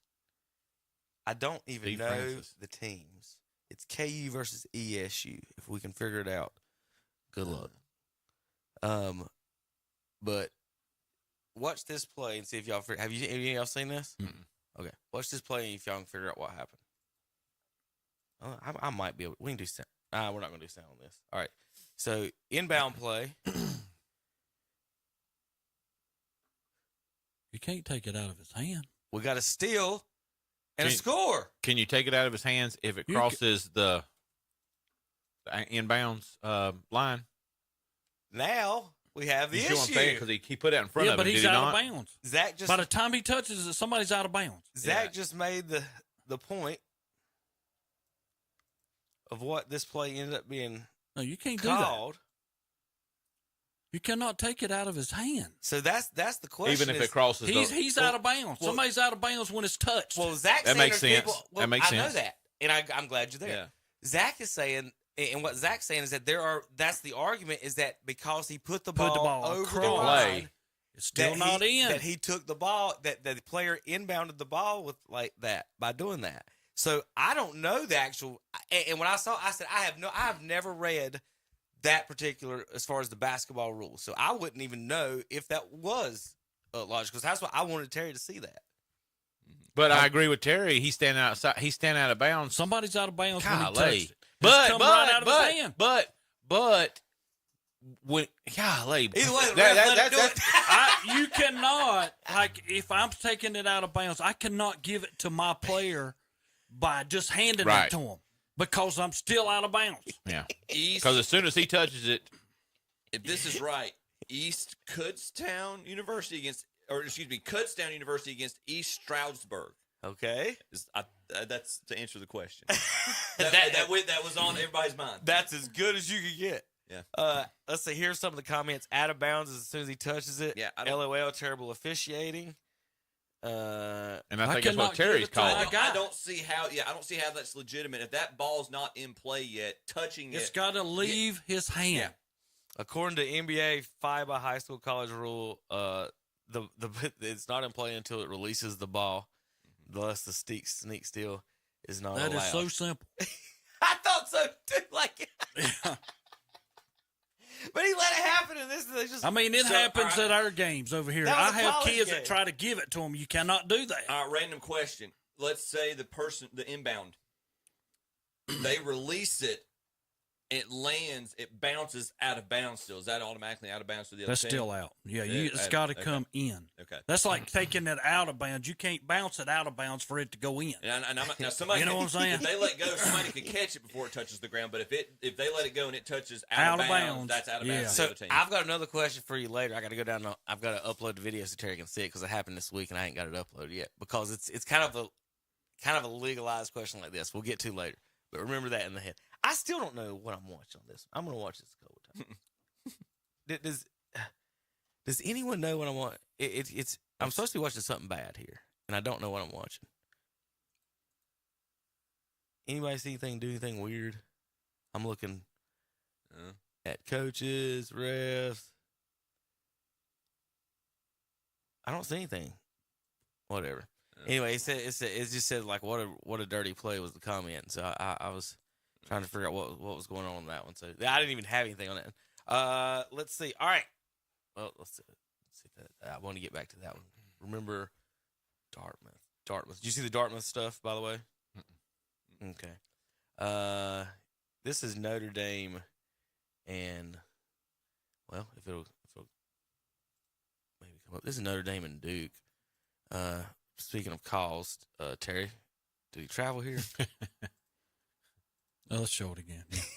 If it was win beyond, I'd say no, but yeah. Oh my Lord! Not in Cameron, he didn't. Not in Cameron, he didn't. How took can four- you I think he not took call four. that? Look at these. 1, 2, 3, 4, No, that's 5. Like seven. Wow. And they let it go. These are ACC officials. If that counts. One. So he's picked to dribble up. Yeah, right here. 3. Next step. Next In step. 2 steps, he Next step. lays it in. 1, 2, 4, 5, 6. I mean, that's like 6 or 7. Ugh. And the guy over there to the side, he's been in ACC forever. I don't know his name, but he's been in there forever. Duke Blue Devils, ladies and gentlemen. Gosh. I would have maybe- went crazy if I was a coach. Kurgaskursky must be proud. Thanks, John. Good job, Shire. All right. Well, maybe he's a nice old man with a really, really bad memory. Investigators. Was he off balance or was this on purpose? Arizona makes the layup. I'm sorry. What I missed? Whoops, I'm sorry. Wow. He just pushing off a fan, Zach. Keeping his balance. He looked at her for 5 seconds before he did that. What in the world? All right, Terry. My question is, do the players She's just in the way. I play basketball. They had to have had a bet on the bench that somebody do this. I'm telling you, that's my thought. That's my Well, he won. Some dude sitting on the bench said, "Man, $50 is the first one that does that." 100. Somebody did that. Jordan's. I'll give you my name, image, likeness this week if the first one that does that. I'll give you my paycheck for this week from the booster. That's what I'm saying. Like, so Terry, your judgment on purpose. You're the ref. On purpose or accident? I'm probably at this point not even watching him. You know what I'm saying? No, I'm asking you to judge now. I'm not judging that. Let's send it to New York. Zach, purpose or accident? I mean, that's assault, isn't it? That's assault, isn't Well, it? no, she's in the way. Well, I mean, she smiled the whole time. She cheered as he ran away. She was still cheering. Yeah. Okay. I don't know if it's on purpose or not. All right. Let's see. Go back. Oh, so Dartmouth. Y'all don't know about Dartmouth. This is the biggest thing to happen in college basketball and college sports. Dartmouth takes the position. I'll read it for you folks that like to read. Oh, let's go to this one. This will be better. Not JP. Dartmouth takes the position. The petition for basketball players are not employees within the meaning of the act and submits to the petition should be dismissed. In addition, Dartmouth takes the position that the board should decline to assert jurisdiction over the basketball players so as not to create instability in labor relations. So Dartmouth, blah, blah, blah, they're in a court battle. The court ruled that Dartmouth men's basketball players are employees, and now they can go forward with creating a union, which means the rest of college basketball and all the basketball players and all of college athletes now, according to this ruling, can now create player unions in their sports to protect themselves and whatever else they want to do, however you want to word that. But that's the ruling, so we'll see if that ends up going to the Supreme Court. But as of right now, they are ruling them as employees, and with everyone getting paid, and they've all been getting. I mean, all of Alabama's LSU players and Clemson players have been employees for quite a few years now. I think that legalized that this is where it's going to end up going because there's too much.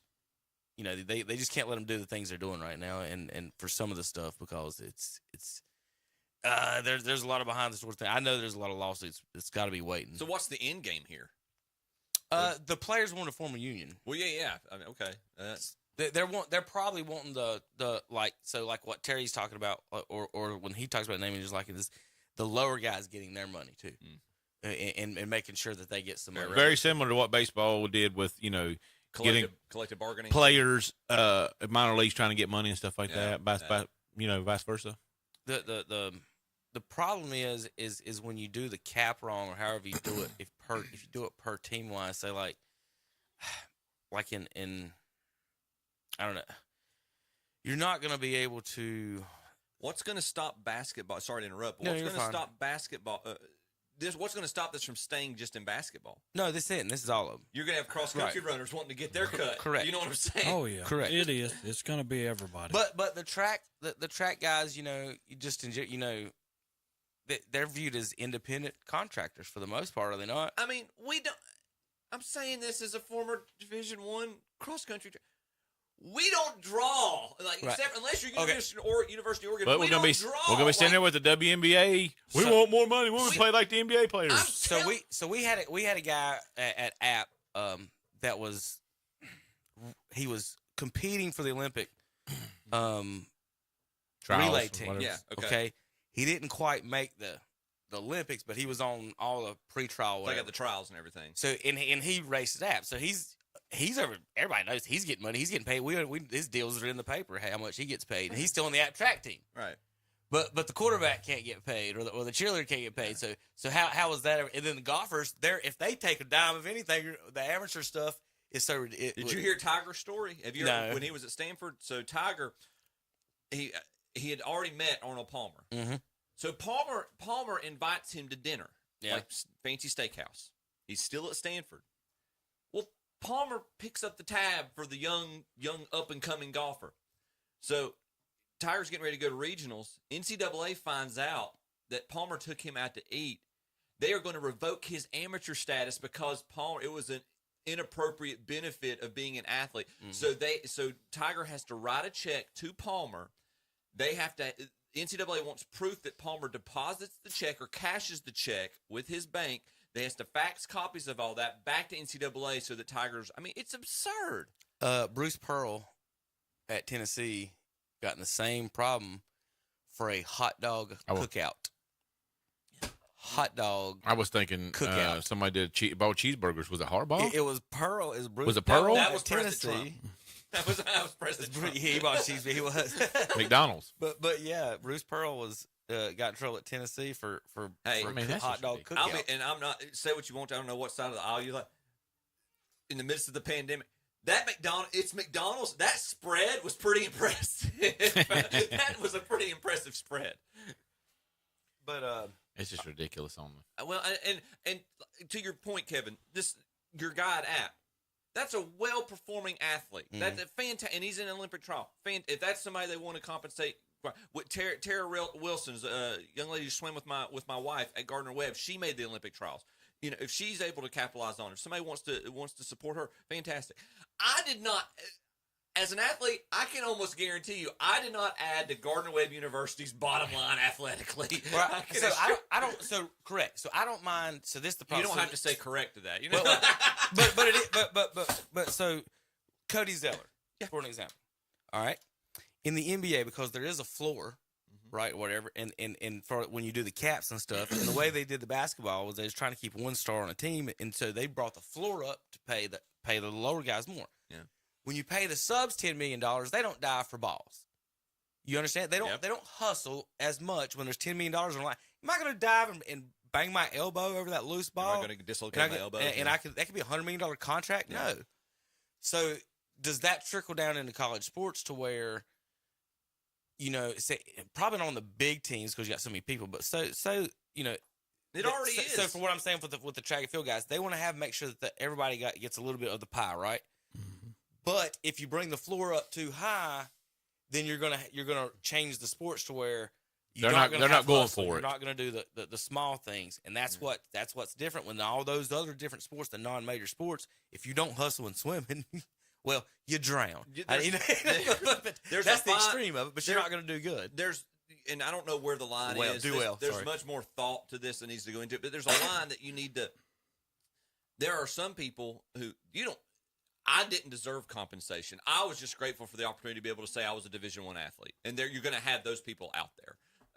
And that and the scholarship, that's their compensation.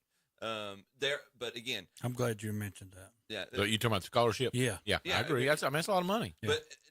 But also, and I'll say, you and Tom and I talked about this months ago in the midst of football season. I'm still not going to fault somebody. Where'd you go to school? High school or college? Oh, college. Gardner Webb. What's the tuition at Gardner Webb? Right now? Right. Close to $50. What's tuition at App? Like what? $200? Yeah. I would say 35, somewhere in that range. Yeah, probably. App? Mm-hmm. Inflation's tough, man. Are you serious? That was like what Duke was when I was in college, $23 grand. No, in-state's only $7 grand. What are you talking about? Yeah, my freshman All year. right, so real quick. Go ahead. I'm going to ask you this question. Yeah. Would you have rather have the $200,000 scholarship or a $28,000 scholarship and $170,000 in your pocket? Oh, that's easy. Now, if apples to apples were even, that's what I just I just asked you the money. I'm not talking any school or anything else. Give me that edge. Give me that edge. Now, in retrospect, me saying that, yeah. I mean, if we're just talking dollar bills, yeah. Now, and I say that, and that's my point when you're talking about raising the money up and you didn't add anything to it or you didn't deserve anything. However you want to look at that. Yeah. What I'm saying is that every scholarship isn't the same. Mm-hmm. I agree.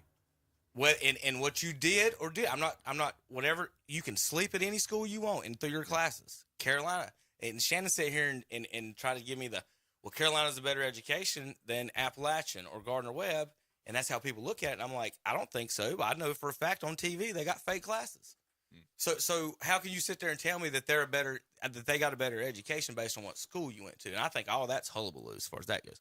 But what I'm trying to say to you is that. Yeah. I personally would rather have the $170 grand, and I got the same degree, and I got $170 grand in my pocket. Arguably, and there could be. Think about you're not real quick. Yeah. And this was my point with Terry a long time ago on the paying the kids. Not everybody is in a situation where you have good parents or a good house or a good home. And not everybody is in. And then say a professional, so a guy in wrestlers in college could probably make way more in their lives as college wrestlers in IL than you go professional wrestling, right? And you made unless you be the WWE major guy. There's no like Greco wrestling. Yeah, right. You made that point months ago. We were talking about it too. That there are some of those that they're gonna max out what their earnings in college. In college, as opposed to a professional in that sport. But I also will not. I'll still go to the argument that I'm not going to penalize a student.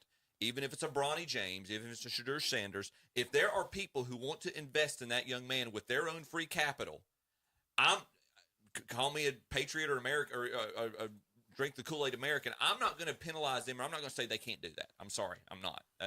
I'm going to let somebody do what they want to with their money. Terry, you were talking about the conference's wins, big conference tournament wins since 2000. Number 1, ding ding ding ding ding ding, ACC. Because we advanced. Number 2, Big Ten. I mean, number 3, Big East. Number 4, Big 12. Number 5, SEC. To your point, Zach, we're going to have to put that's where the rubber meets the road this year. We're going to be upset. Now, yes, we'll have fewer teams, but we need them. We need our percentage. It happened last year and the year before. We're sitting there at the end. We got all our teams, and we only got like 5. I think we got 5 last year. After beating Duke, Carolina loses to Clemson. And Chip, did you see what Baycock said? I'm scared. No, I haven't. I'm scared to see what he said. There were ominous warning signs before the game, including players showing up late to the game. To the game. They said people were sleeping late in. The pregame warm-ups. Yep.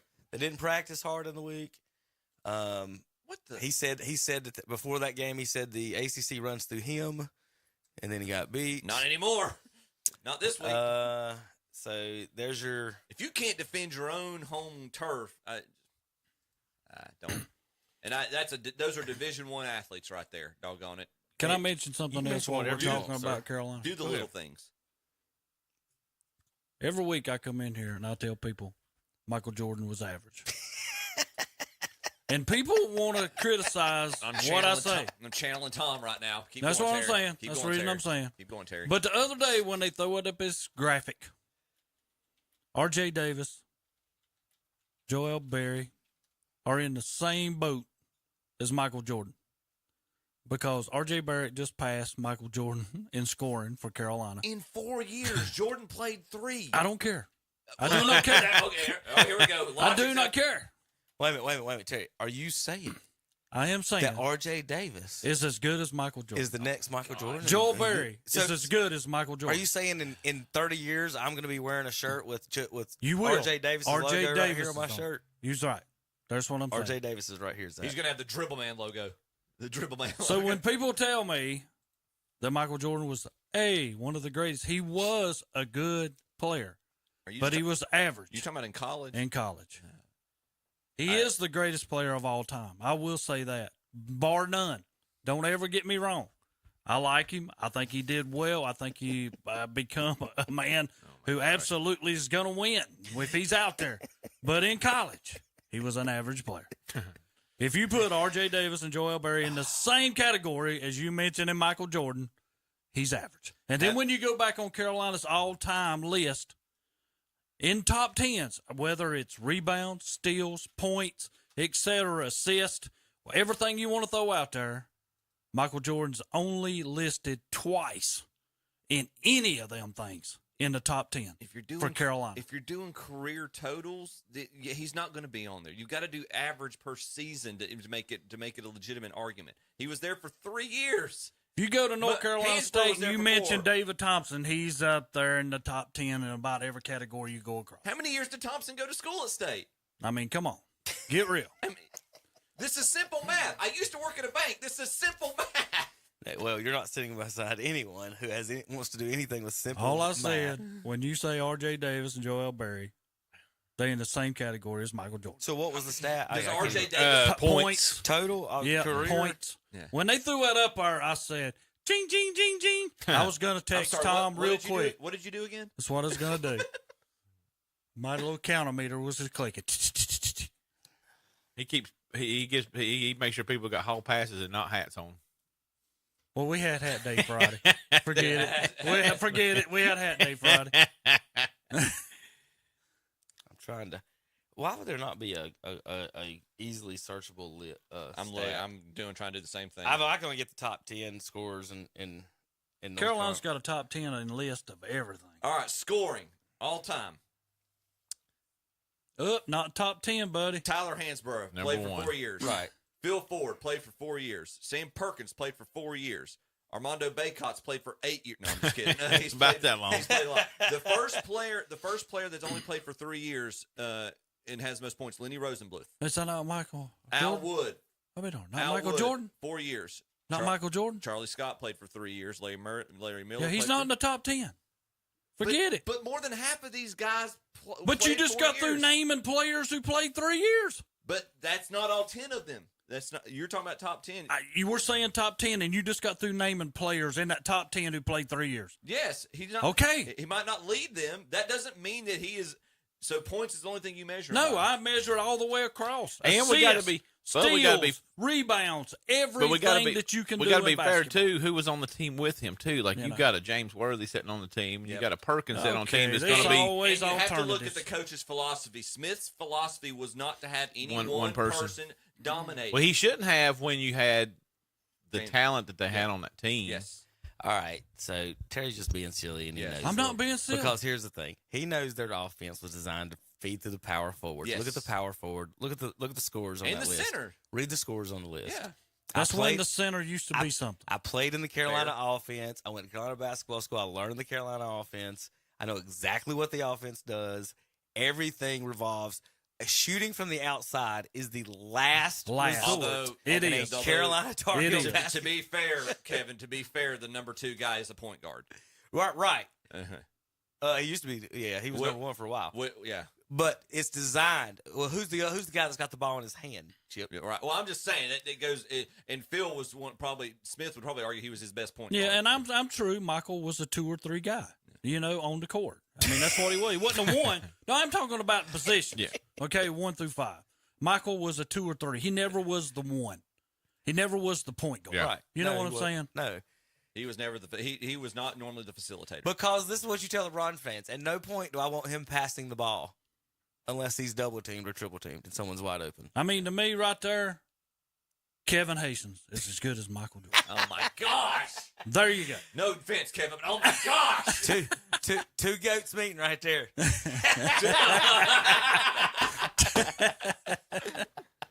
I can take that tree right there. That was what I was talking about, Terry. Where we met Bill Guthridge, and then the year after Guthridge started. Well, 98. Well, this is 99 when Guthridge started. But it was fun. Or no, it was 97, 98. This was Dean's last year, I believe. And that's a cool picture right there. I love it. That's what I'm saying. Sitting down there down the hallway. Zach, I guess you can't see him yet. Let's see if Zach can tell. Zach, what kind of shoes I got on? Barclays. Yep. Charles Barkley. I tried to find them. You can't find them. There's the CB34s. And he's sitting in a can't find them on mine. Oh Lordy! Yeah, Jordan would have kicked me out of that photo, wouldn't he? If you're doing what? Jordan would have kicked me out of that photo. That's right. Our middle school team's the Vols, so I had the orange. Oh. That's why we had. Me and Moose had the orange Barkleys. Yeah. And a couple of the other ones did too. But I just got the not the black and purple ones. I just got the Shaq Superman pumps a couple weeks ago. But yeah, Terry knows good and well that offense is not designed for the shooting guard to score on that offense. Anton Jameson, Brad Daugherty's on that list. Mondo Baycock, Sam Perkins, and Tyler Hansbrough, none of which you would say would be leading. It's basically the best power forwards that's ever played for him, except James Worthy somewhere on there too. Naismith Players of the Year. Terry, is this okay to be on this list with David Thompson, Larry Bird, Ralph Sampson, Michael Jordan, Patrick Ewing, David Robinson, David Thompson? I said him. Did you? I didn't hear that. Then I skipped a bunch of fake players. We don't have to. We skipped Laettner a bunch don't count. of fake players like Christian Laettner and Danny count. Ferry. Christian Laettner. And Calvin Shane Battier. And Joe Smith. Then Duncan. Then, of course, Anton Joe Jameson. Smith was pretty good in college. Joe Smith was good. He was A lot in of them. college. Danny Manning was a force. I mean, that's what I'm saying. There's a lot of difference you played between with college Maryland, and the NBA. Remember X-Ray Hip? Played Yeah. with Yeah. Maryland. He went Yes, to I play do. with the Globetrotters. He was a Globetrotter. Yeah, he played with the Harlem Yes, he was. Globetrotters. All right. Let's finally, real quick. David Thompson is considered one of the greatest players in the history of the Atlantic Coast Conference. Among such talents as Ralph Sampson, Tim Duncan, Christian Laettner, Tyler Hansbrough, and Michael Jordan. Well, he is last. Ralph Sampson. There you go. No, he's actually first. I just moved him to the end of the sentence. Ralph Sampson won 3 Yeah. Players of the Years in college basketball. Is there a more cursed player Yeah. than Ralph Sampson? Mm. Never winning the big one. Listen, the Houston Rockets. Yeah. That's exactly what I was thinking. Moses Malone, Ralph Sampson, Akeem Olajuwon, my all gosh. some Yeah. rotation. And you some can't make points. it work? It didn't win a single championship in those years. Akeem won with Otis Thorpe as his second best player. Which was not a bad player, but he wasn't He like averaged great. 17.8 points a he game. did. Let's see. All right, look, we're gonna skip. Any more college notes there, Terry? No, that's it. All right, I want to skip over to do some. We'll finish up with some NBA notes. Our Charlotte Hornets. We This finally week. got Curry. We finally got Curry. I told y'all. What are y'all doing? I want to tell you something. Last week I sat here and said, who's the best player on the Charlotte Hornets? P.J. Washington. What do y'all do? Trade him. We got a first-round pick for him. We're Who loading up gives a first-round crap? picks. No. I'm not against it. No. I We're mean, not you're winning getting with him. Why are you going to go get a first-round pick when you're giving away every player that can I'm play mad for at you? Miles Bridges right now. Yeah, I know. I'm mad at Miles Bridges. Dude, just come on. Quit complicating things. Just go. The Hornets are an embarrassment, and I will not go to a game until Miles Bridges is off that court. I'm just telling you my personal feelings on it. You're doing He's gotta go. everything you can to upset your franchise and your fan base. Just go. And they'll just be like, he's done this and this. I'm like, how many points per game excuses beating women? I just what's the line? If he was averaging 7 points a game, he wouldn't be on the team. I agree. So what's the line that where we how many points per game is it okay to beat women? Should somebody not ask the owners that or the GM that? Where's all our media members that are allowed to go in there and ask questions and be like, okay, if Miles Bridges was only averaging 7 points a game and coming off the bench, would he have been traded this week? Or could he only beat one woman or two? Well, how many women can he beat? They were trying. It's ridiculous. They were trying to trade him, but he's got a no trade clause. He won't pull it. Yeah, he won't waive his no trade. Cut him. What are we talking about? Trade. Cut him. Would they? It ain't gonna help their record anyway. Here's the Charlotte Hornets I can see the Charlotte Hornets on the phone. Hey, we've got OJ over here. He can run the ball really well. He's led the league in rushing a couple of times. Really quick. He's good with a knife. But, you guys, you can have him if you want. Give us a second-round pick. We need a second-round pick. Like, what are we doing? Why are we not cutting him yet? He should have been cut 2 years ago. Whenever it happened, should he have not? But now I will say this for him, and I will give him this much credit. You've got rid of Terry Rozier. You set up here, now you get rid of P.J. Washington, and now he's just like, there's nobody else out here can shoot. I'm shooting. I thought about this last night. Should we? He's scoring 40 every game now. And we talked about they're firing it up. We talked about it back and forth a little bit, but I don't necessarily trust LaMelo to stay on the court long term. His stock's as high Trade him. Trade him. I like Brand, keep. Give me another first rounder. We'll take another shot. Keep Brandon. Use Brandon as a role player. Again, I'm a little upset that our number 2 pick's a role player. Maybe he can grow into his role. He's been averaging. He's not bad. He's getting better. He's getting better. Yeah. And it's his rookie year too. I think he's going to be okay. Yeah, he's learning.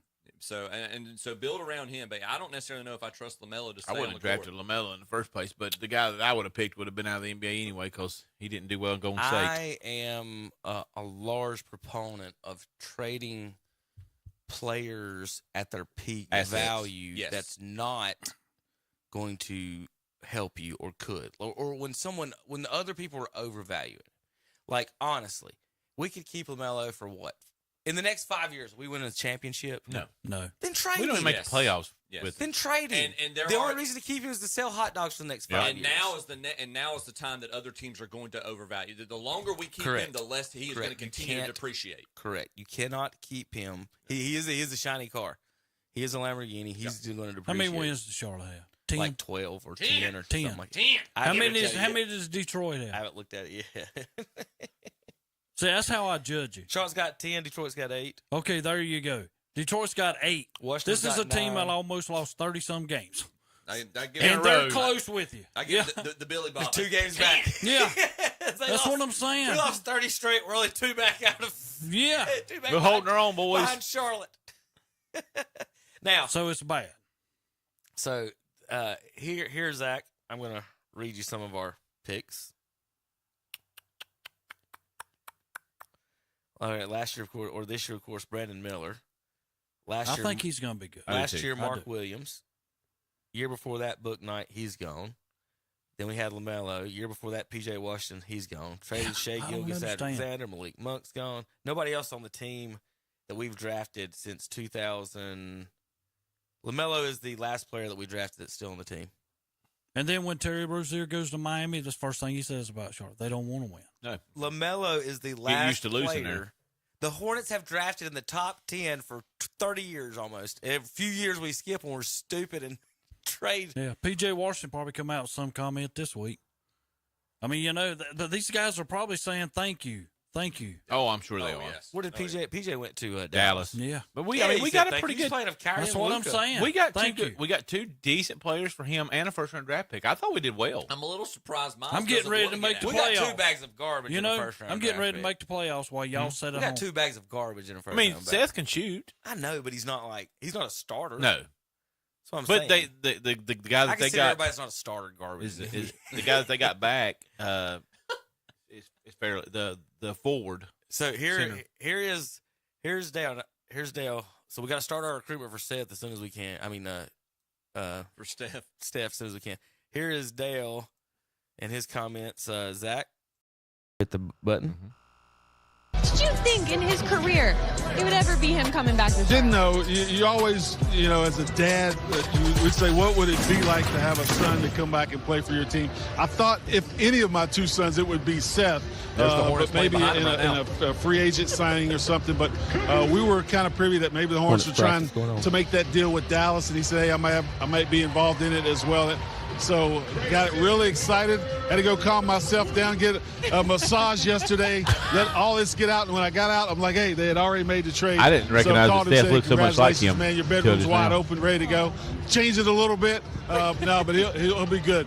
More importantly, my 3 grandkids. The grandbabies. Oh my gosh. Come on now. Oh, we're gonna have a bunch of about curries. to get some spoiling going on. A bunch of curries in the building.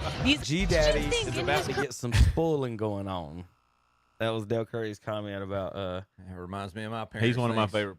We're glad to see you. Players all time, along with Muggsy and Lonzo. We're glad to see you. We're my grandkids. Now, I do have a video to show you guys. Now, this is Zach. We're not going to do audio on it. This is so. At the first of this video is Damian Lillard talking about one of the Hornets' new players, and Terry, I just want you to watch him. And I like what I see. I'm going to put it that way. And you don't hear me say that a lot, but you'll see what I see. I think in some of the moves and some of the other stuff too. But the Damian Lillard, this is saying that Hornets' new player, Trey Mann, is really nice. And this is what he means by it, guys. So we're going to show a few little highlights. This is the one we got in the Gordon Hayward trade. Yes, this is from OKC. Ooh. I'm not even talking about the dunks. Now these dunks are ridiculous. I'm going to say that. I didn't know this kid. I ain't seen him play. That looked like but the Terry, John watch his Morant. ball handling and footwork. I'm serious. Just watch the ball handling footwork. The dunks are amazing, but I wanted Terry to watch him. The way he sets people up. Step back. He was 4 That feet was a good by step back. him and stepped back on him. Yeah. And then if you're ready for the step back, I'm just going to dunk on your whole team. But watch this ball handling. And he's getting to the rack when he does it. It's not like it's purposeful ball handling. It's not like the LaMelo dribble, hope somebody gets open, do something. But it's more, it's like I'm looking to get this ball in the hoop. Like he's the guy at the park. He's the guy at the park you don't want to guard at all. I don't want none of that. And because he's got so much highlights of going to the rim, but he's got so much highlights. That looks like Barry Sanders with a basketball. But he's got so much highlights going to the rim, you have to defend for that, and then he steps back on you. But so that's why I try to stress. I try to stress so much for any youth basketball player. You cannot survive, be good on a court without being able to dribble basketball. I agree. These kids, and they want to shoot threes and do this and do that. Dribble. Every player, you'll get playing time by being able to dribble. Yeah. Because I can't. If you get the ball and they can't do anything, can't move from it, well, you can't help my team. And anybody that dribbles with a purpose, like what I just saw, is going to be good for your team. And I think they may have stolen with that steal.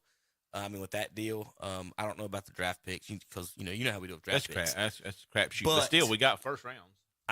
Terry, what do you think about just what you just saw there?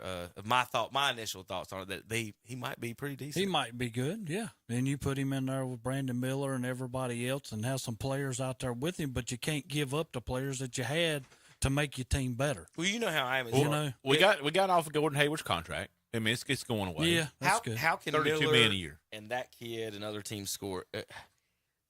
They got Kyle Lowry. There's no way he's going to end up staying. And it all comes back. You talking about Kyle Lowry? Yeah. Cup checking now, but are you going to go spend some money to get somebody if they can become free agent to bring them in? You have to overspend to get them. Think about. But see, I'm sitting there looking at you got Mann and you got Miller. If you put those two at 2 and 3. Then now you have trade pieces in Bridges and LaMelo, which I could build around those two. And you got your first round picks. And get so much, you can get so much from LaMelo as what he's saying, and then get rid of Bridges. They want to get something for him, fine, but get rid of him, and I think that's something way better than you can't have LaMelo running the point guard. If they moved him to 2, I'd feel much better and had somebody running the point. I really would.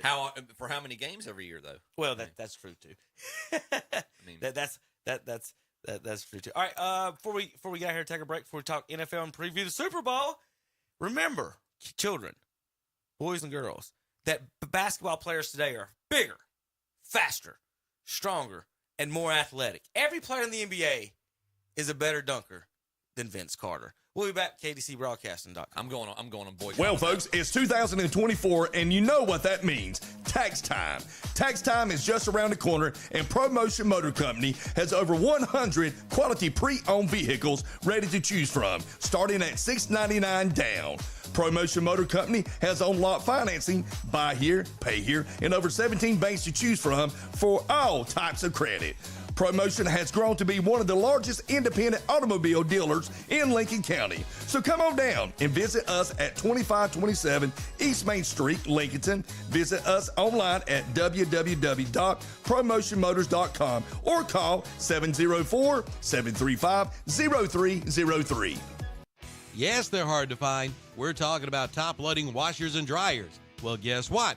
Hendrick Appliance and Mattress Center in Shelby has just received a truckload of over 30 pair of top-load washers and dryers. Sale priced at $449 each, and that includes a full factory warranty. Just $449 for a top-load washer or dryer. But hurry, they won't last long. See Hendrick Appliance and Mattress Center, 1241 East Marion Street in Shelby, on the right going down, on the left coming up. Get a steal of a deal on a new steel from Boyd's Tire and Appliance on Main Street in Clover. For over 72 years, Boyd's Tire and Appliance has been serving this area with the finest in steel chainsaws, blowers, trimmers, and more. Gas and battery-powered tools, too. Plus, John Deere has Gravely zero-turn mowers, along with appliances, tires, and yes, a great supply of John Deere toys. That's Boyd's Tire and Appliance, 110 North Main Street in Clover. Online at BoydTireandAppliance.com and see their page at whatsupshopper.com. Grizzly the Greeter says get a sweetheart of a deal on a new metal building now through Valentine's Day at Blessed Buildings and Tiny Homes in Cherryville. Now through February 14th, take 5% off any metal building priced at $5,000 or below. Take 10% off any metal building priced from $5,001 to $10,000. And take 15% off any metal building priced at over $10,000. But hurry, these special offers end February 14th at Blessed Buildings and Tiny Homes, Highway 150 East in Cherryville, right across from Ace Hardware. Online at blessedbuildings-tinyhomes.com. If you missed the North Carolina RV Dealers Association show, you missed out on some really great deals from Campers Inn in Kings Mountain. But wait, here's the good news. The sale is being held over at the lot in Kings Mountain. You can still get show deals at Campers Inn. There's manufacturer rebates too. You save thousands of dollars. Plus, financing is available. That's Campers Inn, 615 Broadview Drive off Highway 161 South at I-85 in Kings Mountain. Online at campersinn.com. The Lincoln Country Club has been challenging golfers since 1946 with tree-lined fairways, ponds, creeks, and sand bunkers. Select from 4 sets of tees to play from. Give them a call at 704-735-1382. Again, 704-735-1382. The Lincoln Country Club, 2052 Country Club Road in Lincoln. Visit their website at golflcc.com. And we're back on Saturday Morning Sports with Kevin and the gang. They're going to start talking about NFL and the Super Bowl. We're going to get to it. We're going to get to it in a minute. There was a tweet the other day. We got NFL to get to in a minute, but there was a couple others I want to look at. Let's see. That they put out the all-time, and we'll do 5 minutes on this, not too much, real quick. The all-time starters for Duke and the Carolina teams, and Terry was over, mentioned Jordan wouldn't even be on the roster, Kevin. That's He's not. I miss you, Tom. Tom, I need you right now, buddy. Channel me. So there's a ton of argument on the Duke side over who goes where, whatever, on that. I did want to. Oh, I did miss a couple real quick on the NBA. A couple of things. Let's stay there for a second. We'll do a couple more minutes. I'm gonna get back on the Duke thing. Here's the field goal percentages through the years in the NBA. Better, faster, stronger, quicker. Today, 47%, 36%, 78%. I'm told continuously that the three-point shooters are so much better today, and they only shoot 36%. And in the 90s, it was 34%. They played a lot better defense back in the day, too. They don't play defense today. And then people were like, well, look what they did in the 80s. I'm like, they never shot threes until the middle of the right. 80s. It wasn't just defense. It was Bill Lambier. Very physical Rick defense. Mahorn.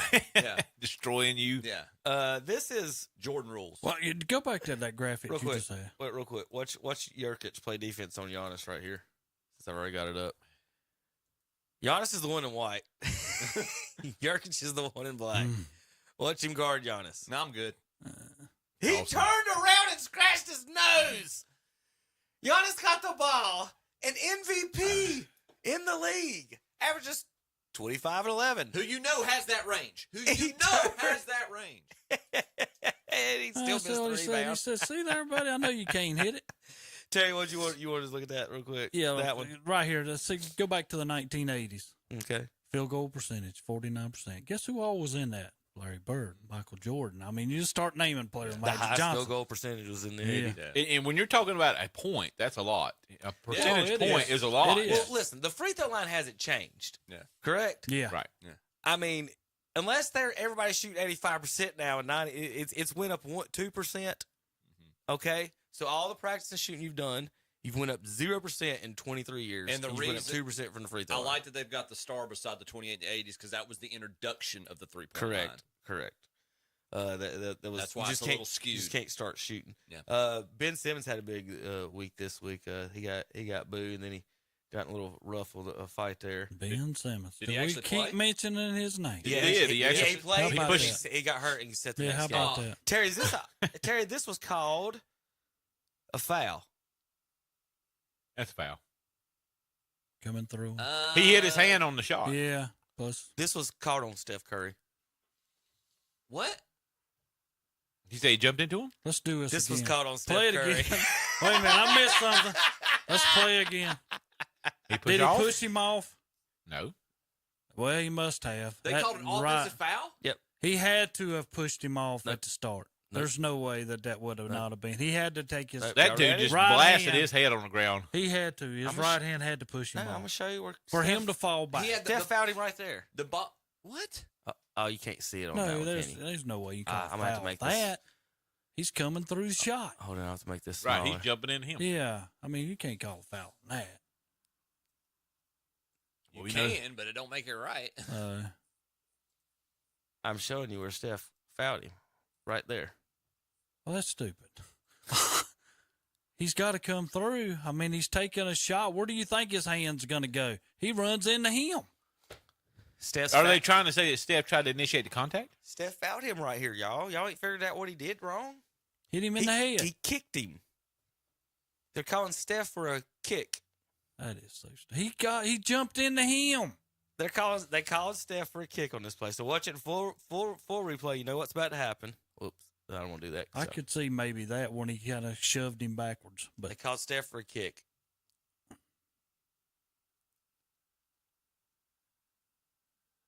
that's never mind. I'm a ref, so shut your mouth. Wait, you don't think so, Terry?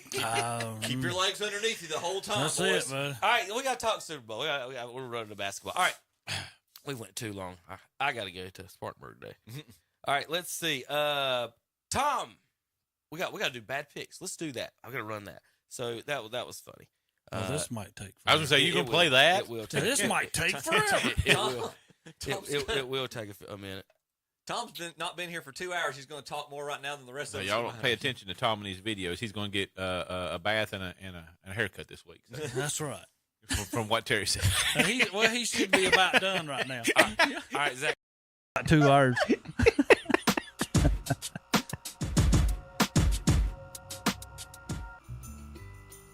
Now, these are from the championship games, of course. Bad picks.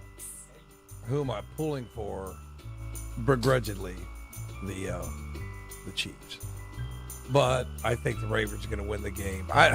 This historically good stuff, I don't know if I completely buy it, but Lamar Jackson, your quarterback's got to be playing at the highest level. I mean, and Patrick Mahomes is playing good football too. I'm not going to take that away. But I just think Lamar Jackson is playing at a very high level. That offense is humming along. Defense is solid too. I mean, as much as I hate and I want to throw Tell the MVP that Tom the Baltimore Ravens destroyed his will go season. to the Super Bowl. You got any more to say? Because I'm picking the Chiefs. I want you to keep talking about That got awfully close to. Keep going, go Tom. Keep going. I'm picking the Chiefs. Keep going, man. Tell me all about Lamar Jackson. You know, I'm kind of like the way I feel about the Ravens is the way you feel about Duke. Like, you know how you don't watch Duke? I don't watch the Ravens. I hate them that much. I don't watch them. I hate them.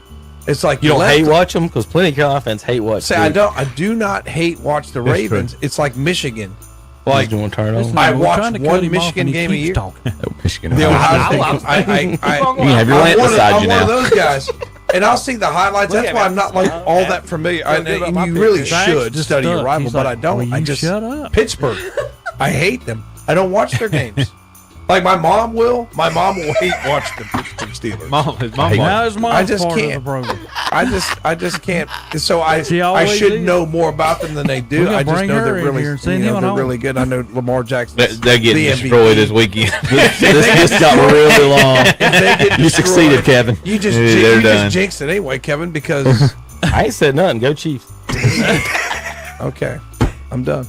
Who you got your Chip? I can't lose at this game. I picked the Ravens to win the Super Bowl, so I'm gonna stick with them. But even if they lose, my man gets in the Super Bowl. Not once in the history of the NFL has a major running quarterback won Super Bowl. He can make it there. That's one of the major reasons. But I you did know it. Lamar's got 800 yards this year rushing. Don't forget what happened to Cam when he went into Denver. But remember this the too. Denver game. Remember this too. I mean, what they say, the guys on TV say this and say that. There's one thing that is true: you cannot blitz Patrick Mahomes. No. You cannot blitz him because when you have a good analyst on there, like you have Tony Romo or something, he goes, "Oh God, they're gonna bring 6. Patrick's gonna torch him," and he does every single time. You cannot. I mean, think about that. You have facing a quarterback that you cannot blitz. Bad picks. Detroit Lions in San Francisco, they've had 2 home games. They've won them both. They feel like they've pretty much won their Super Bowl. If they lose this game, nobody in Detroit will shed a tear, I don't think. They'll be happy with their season. They shed it because he the made the greatest bad season, decision. Lions team of all time. And you're running into the juggernaut I disagree. of the San Francisco 49ers. I thought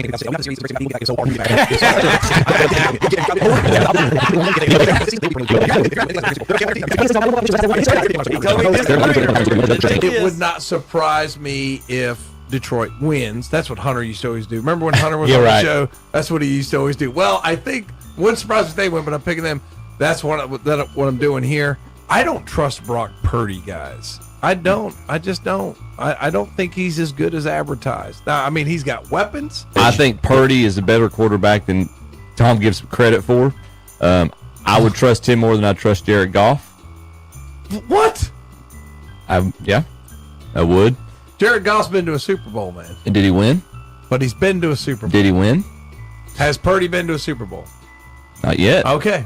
Not yet. All right, so we got a guy who's been there. Ask me this week. Guy who hasn't. All right, well we'll just see who's eating crow tomorrow after or next Saturday.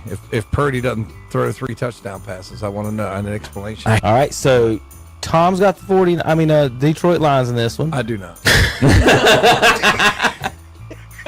That being said, can I say this? Can I go both ways? This is what our estranged. You can do whatever you want, sir. It's 2024. Our estranged. Identify however you'd like to. Show Dad you're a nut there again. Look at Brutus. I'll tell you what. You pick. The nut. We love you. Keep going. You go ahead. What I was gonna say is. Those are some bad picks. Terry, did you enjoy bad picks this week? That's great. It is. It's like it, y'all. If you sit in here and Tom keeps talking, you just pick the opposite. Yep. You're going to be the winner. Every time. Every time. Couple of things. Kudos to our maestro Kevin on his Super Bowl picks. I know he's going to get to that in a minute. And also kudos on the editing on that. That was phenomenal. Thank you. That was awesome. Zach and myself, before the season started, had San Francisco. Well done, both. And Kansas City in this game. I'll get back to all of our predictions at some point here in a second. But of course, Terry had Cowboys and Tom had Browns. Hey, we so never you forget in can't Dallas. take anything serious when they We start never picking their forget teams. Dallas. Hey, you heard your all-time franchise running back this week, didn't you? Who? Emmett. He's asking why in the world is Mike McCarthy still the head coach? Oh, did he? That's yes, funny. flat out. So before the season, Zach had San Francisco over Kansas City. I had Kansas City over San Francisco. Terry had Dallas over Buffalo, and Tom Cleveland over Philadelphia. Remember, before the playoffs started, we went our top 4 teams, college football style. We've all voted, and we did just like college football. We took 60% of the team watches the actual games, so we had 3 people that watched the games. JP, who's never watched college football or watched any sports, was on the committee, just like they have a couple people on the committee. And then they had me. I represented the guys who don't watch but do know about football, who can look at read a stat sheet. So that's how we picked 49ers, Ravens, Cowboys, and Bills. And if it was up to us, the Cowboys and not the Cowboys and Bills, the Lions and the Chiefs and the Chiefs would not be allowed to even be here in the Final Four in the Super Bowl if it was us. If it was up to the college football folks. But that's how stupid college football is. If the Niners win, we save face. We all if win. the Niners win, we save face. We made the right decision. Let's hope not. That's how the college football people I work. know, They don't that's go what I'm like, saying. "Hey, we screwed Kansas City out of that, boys." Florida State. Sorry, didn't Florida make State. Yeah, it all got worked. basketball season this year. It all worked. We got the champion we wanted.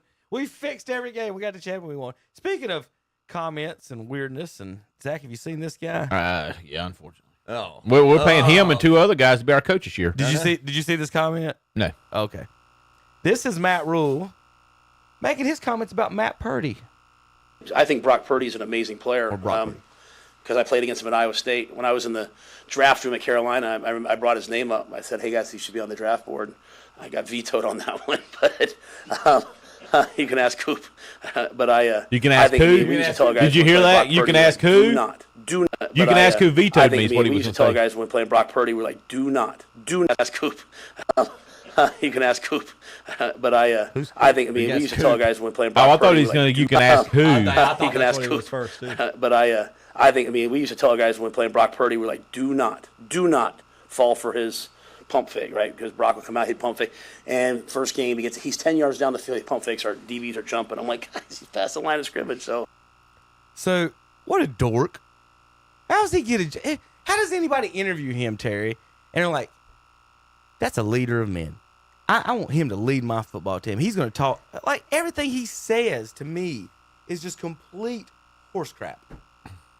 And he's in his little vest, and he's all protected. Like, what does he mean he got vetoed? Because I played against him at Iowa State. I think Brock. Who's the guy in the corner goes, I thought he would be good, but they vetoed me. What is this? Purdy's an amazing player. This is every reason y'all stuck. Because I played against him at Iowa State. When I was in the draft room at Carolina, I brought his name up. I said, "Hey guys, he should be on the draft board." I got vetoed on that one. I was in the draft room at Carolina. I brought his name up. I said, "Hey guys, he should be on the draft board." Well, Chip, you were wondering why Mike McCarthy has a job. There you go. That right there. I was going to draft, but Jerry Jones' little cousin over here at Oklahoma State, Caldwell Community College, saw him, Johnny, catch a pass in practice. Calling him on the. Right, you don't. Do you know that, Chip? Yeah, that was fun. Calling him in the middle of in the draft. During the draft, called his grandson, who played with, was on the team with a tight end, and asked him about him. Kind of character Not was. the expert sitting in the room with him. He called his grandson. That's what Kevin Costner did in draft day. What's the difference? Is that what? Well, that's because Jerry's probably watching draft day. So, boys, we can hit well this year. I haven't seen that. Somebody told me I need to see that. It's a fun. My wife loves it. My wife absolutely. It is a good she'll movie. Stop. Now, the ending premise will make you want to throw up. Like, there's no way this happens at the end of the movie, but it's a fun movie. Terry, would you draft a quarterback who painted his fingernails? No. Number one. No, and I saw so many people. Would you draft a quarterback who painted his fingernails and also wore dresses? No. I don't understand how they're saying that he's so great when USC did not play well this year. They did not play well. Did not play well with him in there. No, sometimes. and everybody's saying he's Patrick Mahomes, and somebody come out this week says he's not Patrick Mahomes. You know, please don't do this. You know what other USC quarterback that just seemed like he was Matt Leinart? Yes, thank you. Seems like pro goal. Butt fumble king. Everybody that was no, that wasn't Matt Leinart. That was Sanchez. That was Sanchez. That was the second. That was the Sanchez. Yeah, that was yeah, but Leinart. Yeah, Jets are so good at drafting quarterbacks. Carson Palmer made those two though, and I know that's a side note, but he made those two get drafted. Palmer has got to be the most. He's got to roll snake eyes more than because he had a good career, and his knees. He could have such a more successful career if it wasn't for his knees. He had that DeMarcus Lawrence injury, says the Cowboys got beat because they were burnt out. Terry, what? Oh my gosh! Then they don't deserve to be in the playoffs. That's what DeMarcus Lawrence said. They can't. We were burnt out. Now I do like the hire though at defensive coordinator. I don't have time to play it, but I'm going to show a little bit of it. This is This is Bubba Smith talking about Super Bowls being fixed. Zach, hit the button. Yep. Let's line this up properly. Okay. Super Bowl III, Baltimore Colts, the power of the NFL, taking out the upstart New York Jets from the AFL. You guys were the biggest favorite in Super Bowl history, right? No way you could lose. You end up losing 16-7. What happened? Well, I personally think the game was fixed. The game was fixed. Yeah. Yeah. Why? So Michael and his peers can make the money that they'll make. Michael that they Irvin? make. You made the league better, is that what you're saying, if you guys lost? See, if the Jets don't win that game, then they don't have the NFL the way it is today. Oh, because it was the merger. It was the merger. That was the right. third. How did they fix a game like that? See, the quarterback. Yeah. If you remember, we were inside the 25 times in the first half. Right. And come away with no points. Right. Which he just said the is not a characteristic of a Colt team. But nobody came to you and said, "Hey, Bubba, here's No. Well, who did they go to? Sorry. But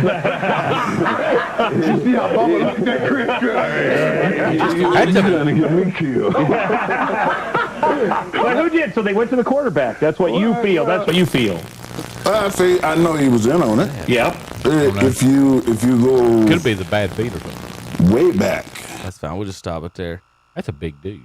Bubba Smith. Police Academy. Talking about the Super It Bowl. is. He's blaming Earl Morrall. But I don't know about that because the end of that game, they put now Unitas was not in his prime, but they put him back in at the end of the game to try to come back. So if that's the case, why do you put him? Or unless it's just trying to make it look like you're trying to save face, Make the fans happy. Yeah.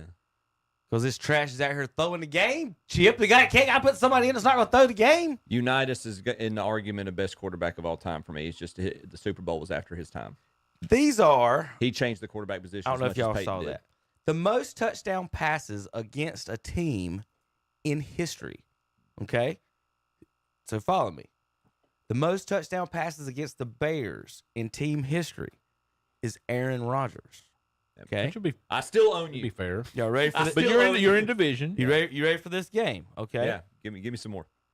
Who has thrown the most touchdowns against the Broncos in NFL history? And now this is sorry, I did this wrong. Quarterback receiver combo. It's a quarterback receiver combo. So it was Aaron Rodgers, Devontae Adams, 9 touchdowns. I totally read that wrong. So what combo? All right, I'm giving you. So Johnny Unitas, Raymond Berry, threw the most touchdowns ever against the San Francisco 49ers. Really? Wow. The Cleveland Browns, the most touchdowns against them. Against who? Against the Cleveland Browns. Oh.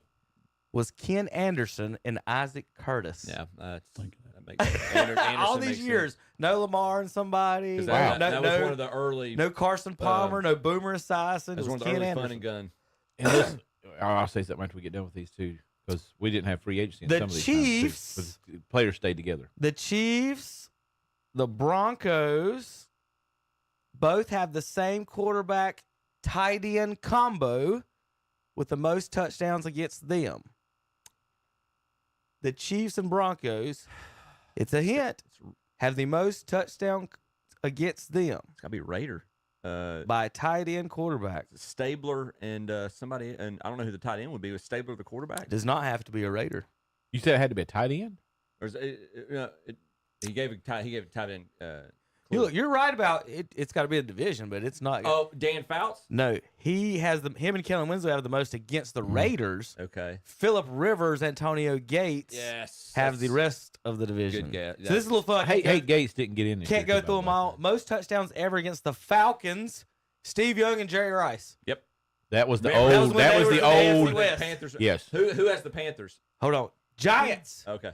Romo and Witten got the most I can ever. see that. The Giants have been around since 1920, whatever, or 15. Hey, Terry still thinks he should be their starting quarterback. Manning and Dallas Clark got the most against the Jaguars. Marino, Jets. Clark. Johnny Unitas, Raymond Berry got the most against the Lions and the Packers. Most against the Panthers. Drew Brees and Marcus Colston teamed up 9 times. Surprised that's not Drew Brees and Michael Thomas or whatever. Yeah. The funniest one of all, the most touchdowns ever against the Baltimore Ravens, guys. Andy Dalton and Jay Green. Who had the Panthers? Panthers was Drew Brees. All right, Terry. Oh, I can see that. They lit us up. How do you see this game Sunday? Chiefs and 49ers. Break it down for us. Well, my opinion is what I'm going to go with. I'll just ask you. That's right. My opinion is I hope Kansas City wins. That way it only gives them 4. Because I do not need the San Francisco to win to get 6. So I'm picking Kansas City to win. Because that is the only way we measure whether a team can win a Super Bowl every year. Golly. Against Dallas. So, Zach, how you want to break down the game? Who you picking? Oh, you picked 49ers before the season. I think San Francisco has the better team. I think agree. Patrick Mahomes is the X factor, and I'm he's one of those guys I'm not going to pick against anymore. I know who I picked at the beginning of the year. I hate to say I ain't rolling with that, but I'm not picking against Patrick Mahomes. I'm taking Kansas City. I don't think we ever give Kansas City's defense enough credit. They're like 3rd or 4th. Yeah. And they got Spags. Yeah. And I told y'all last week that they was going to cause trouble with Lamar Jackson or the week before, and they did. Because we talk about Mahomes. I blame the Ravens' offensive play calling more than I blame Jackson. He ran the ball way more. They did more design runs with him than they should have. When he was their running game, and you got a defensive coordinator that's he's good. They're going to cause some major problems with San Francisco. I'm going to say they're going to hold enough where it's going to be close. I'm going to say like 24-21, 27-24 Kansas City.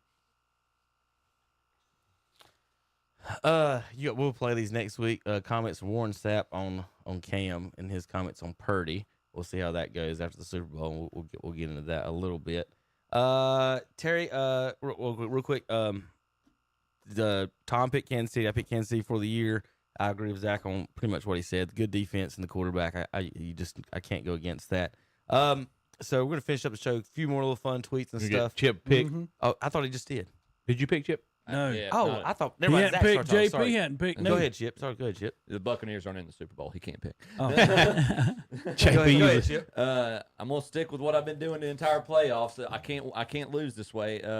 The Niners have been one of the top teams in the league all season. I'm gonna pick the Niners. That way, if they win, I'm right, and if I'm wrong, my favorite player wins. JP's looking. JP, you got intriguing. 49ers or Chiefs? I'm actually giving this a little bit of thought. Uh-oh. And I already knew what I was going to do. And to be honest, for a while. 49ers or Chiefs? Keep going. Keep going. I gotta go. I'm going with Chip. 49ers. All right, 49ers. So 49ers. What, did you pick 49? I did. Okay, we got 2. We got 2. My childhood team. Yeah. It's split between the 2. I got comments to play maybe next week for Terry, but I got Theo Pitts and Tyler Hansbrough talking about NC State and Duke. That was fun. Warren Sapp talking about Cam. I didn't get to. We'll get to next week. How about Duke players singing something weird on TikTok? We'll talk about that one. A few of them I did want to get to for fun before we get out of here. Let's see. Jordan's the only player in NBA history to have multiple seasons of 200 steals and 100 blocks, and he did it back-to-back years while leading the league in scoring. It's pretty average to me. Pretty average. That's NBA. That's the NBA. Hey, this may be one of the funniest comments I've ever heard. Charles Barkley on DeAndre Jordan. If you locked him in a gym by himself overnight and told him he couldn't dunk, he would only have 6 points in the morning. Hey, but he has probably got the nastiest posterization I've ever seen. That alley-oop from Paul. He killed somebody that one was time. the sickest thought. Leave it to Charles to give this. That's it. That's fun. Hey. All right, Zach, hit this. Terry, right. Terry, I know you've had some funny conversations with players before. That you'll probably like this one. John Hall. There's no way you can see that unless you have X-ray vision. Now I'm going to sit here and say, I pushed him, and it was a great call. But I'm just saying, you couldn't see that. Why'd you call it, Jerry? That's right. Ain't no way you saw that. That's great. I did it, but you didn't see it. I think I've said something. I've said something in the nature of that to a referee before. Like, that was a great call. It really was. But there ain't no way I think I said that guy should have called it, not you, or something. Not that you didn't see it. I said that wasn't your call. is what I told him. That was pretty good. There ain't no way you saw it. You got X-ray vision. That's a great call. FIFA coming to America, but they're not using the name of these stadiums. There's their sponsorship. So you got to go to Boston Stadium. How about this is New York, New Jersey Stadium. What? Or you can go to Dallas Stadium, Terry. How can they get away with that? Like, and San Francisco Bay Area Stadium. So they're asking the sponsors of the stadiums to pay for the rights for them to even say it while they're there. I don't even know how that even works. In the world? This is the people who Michael went against, and the plumbers who he went against LeBron's fat boys.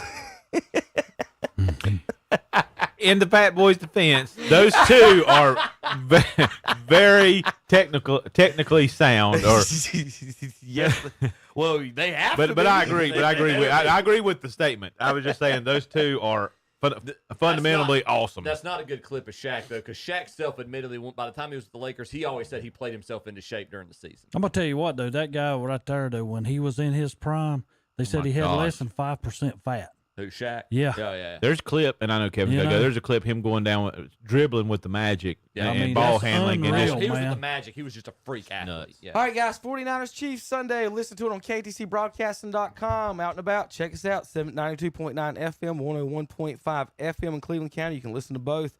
KTCBroadcasting.com. We see you guys next week.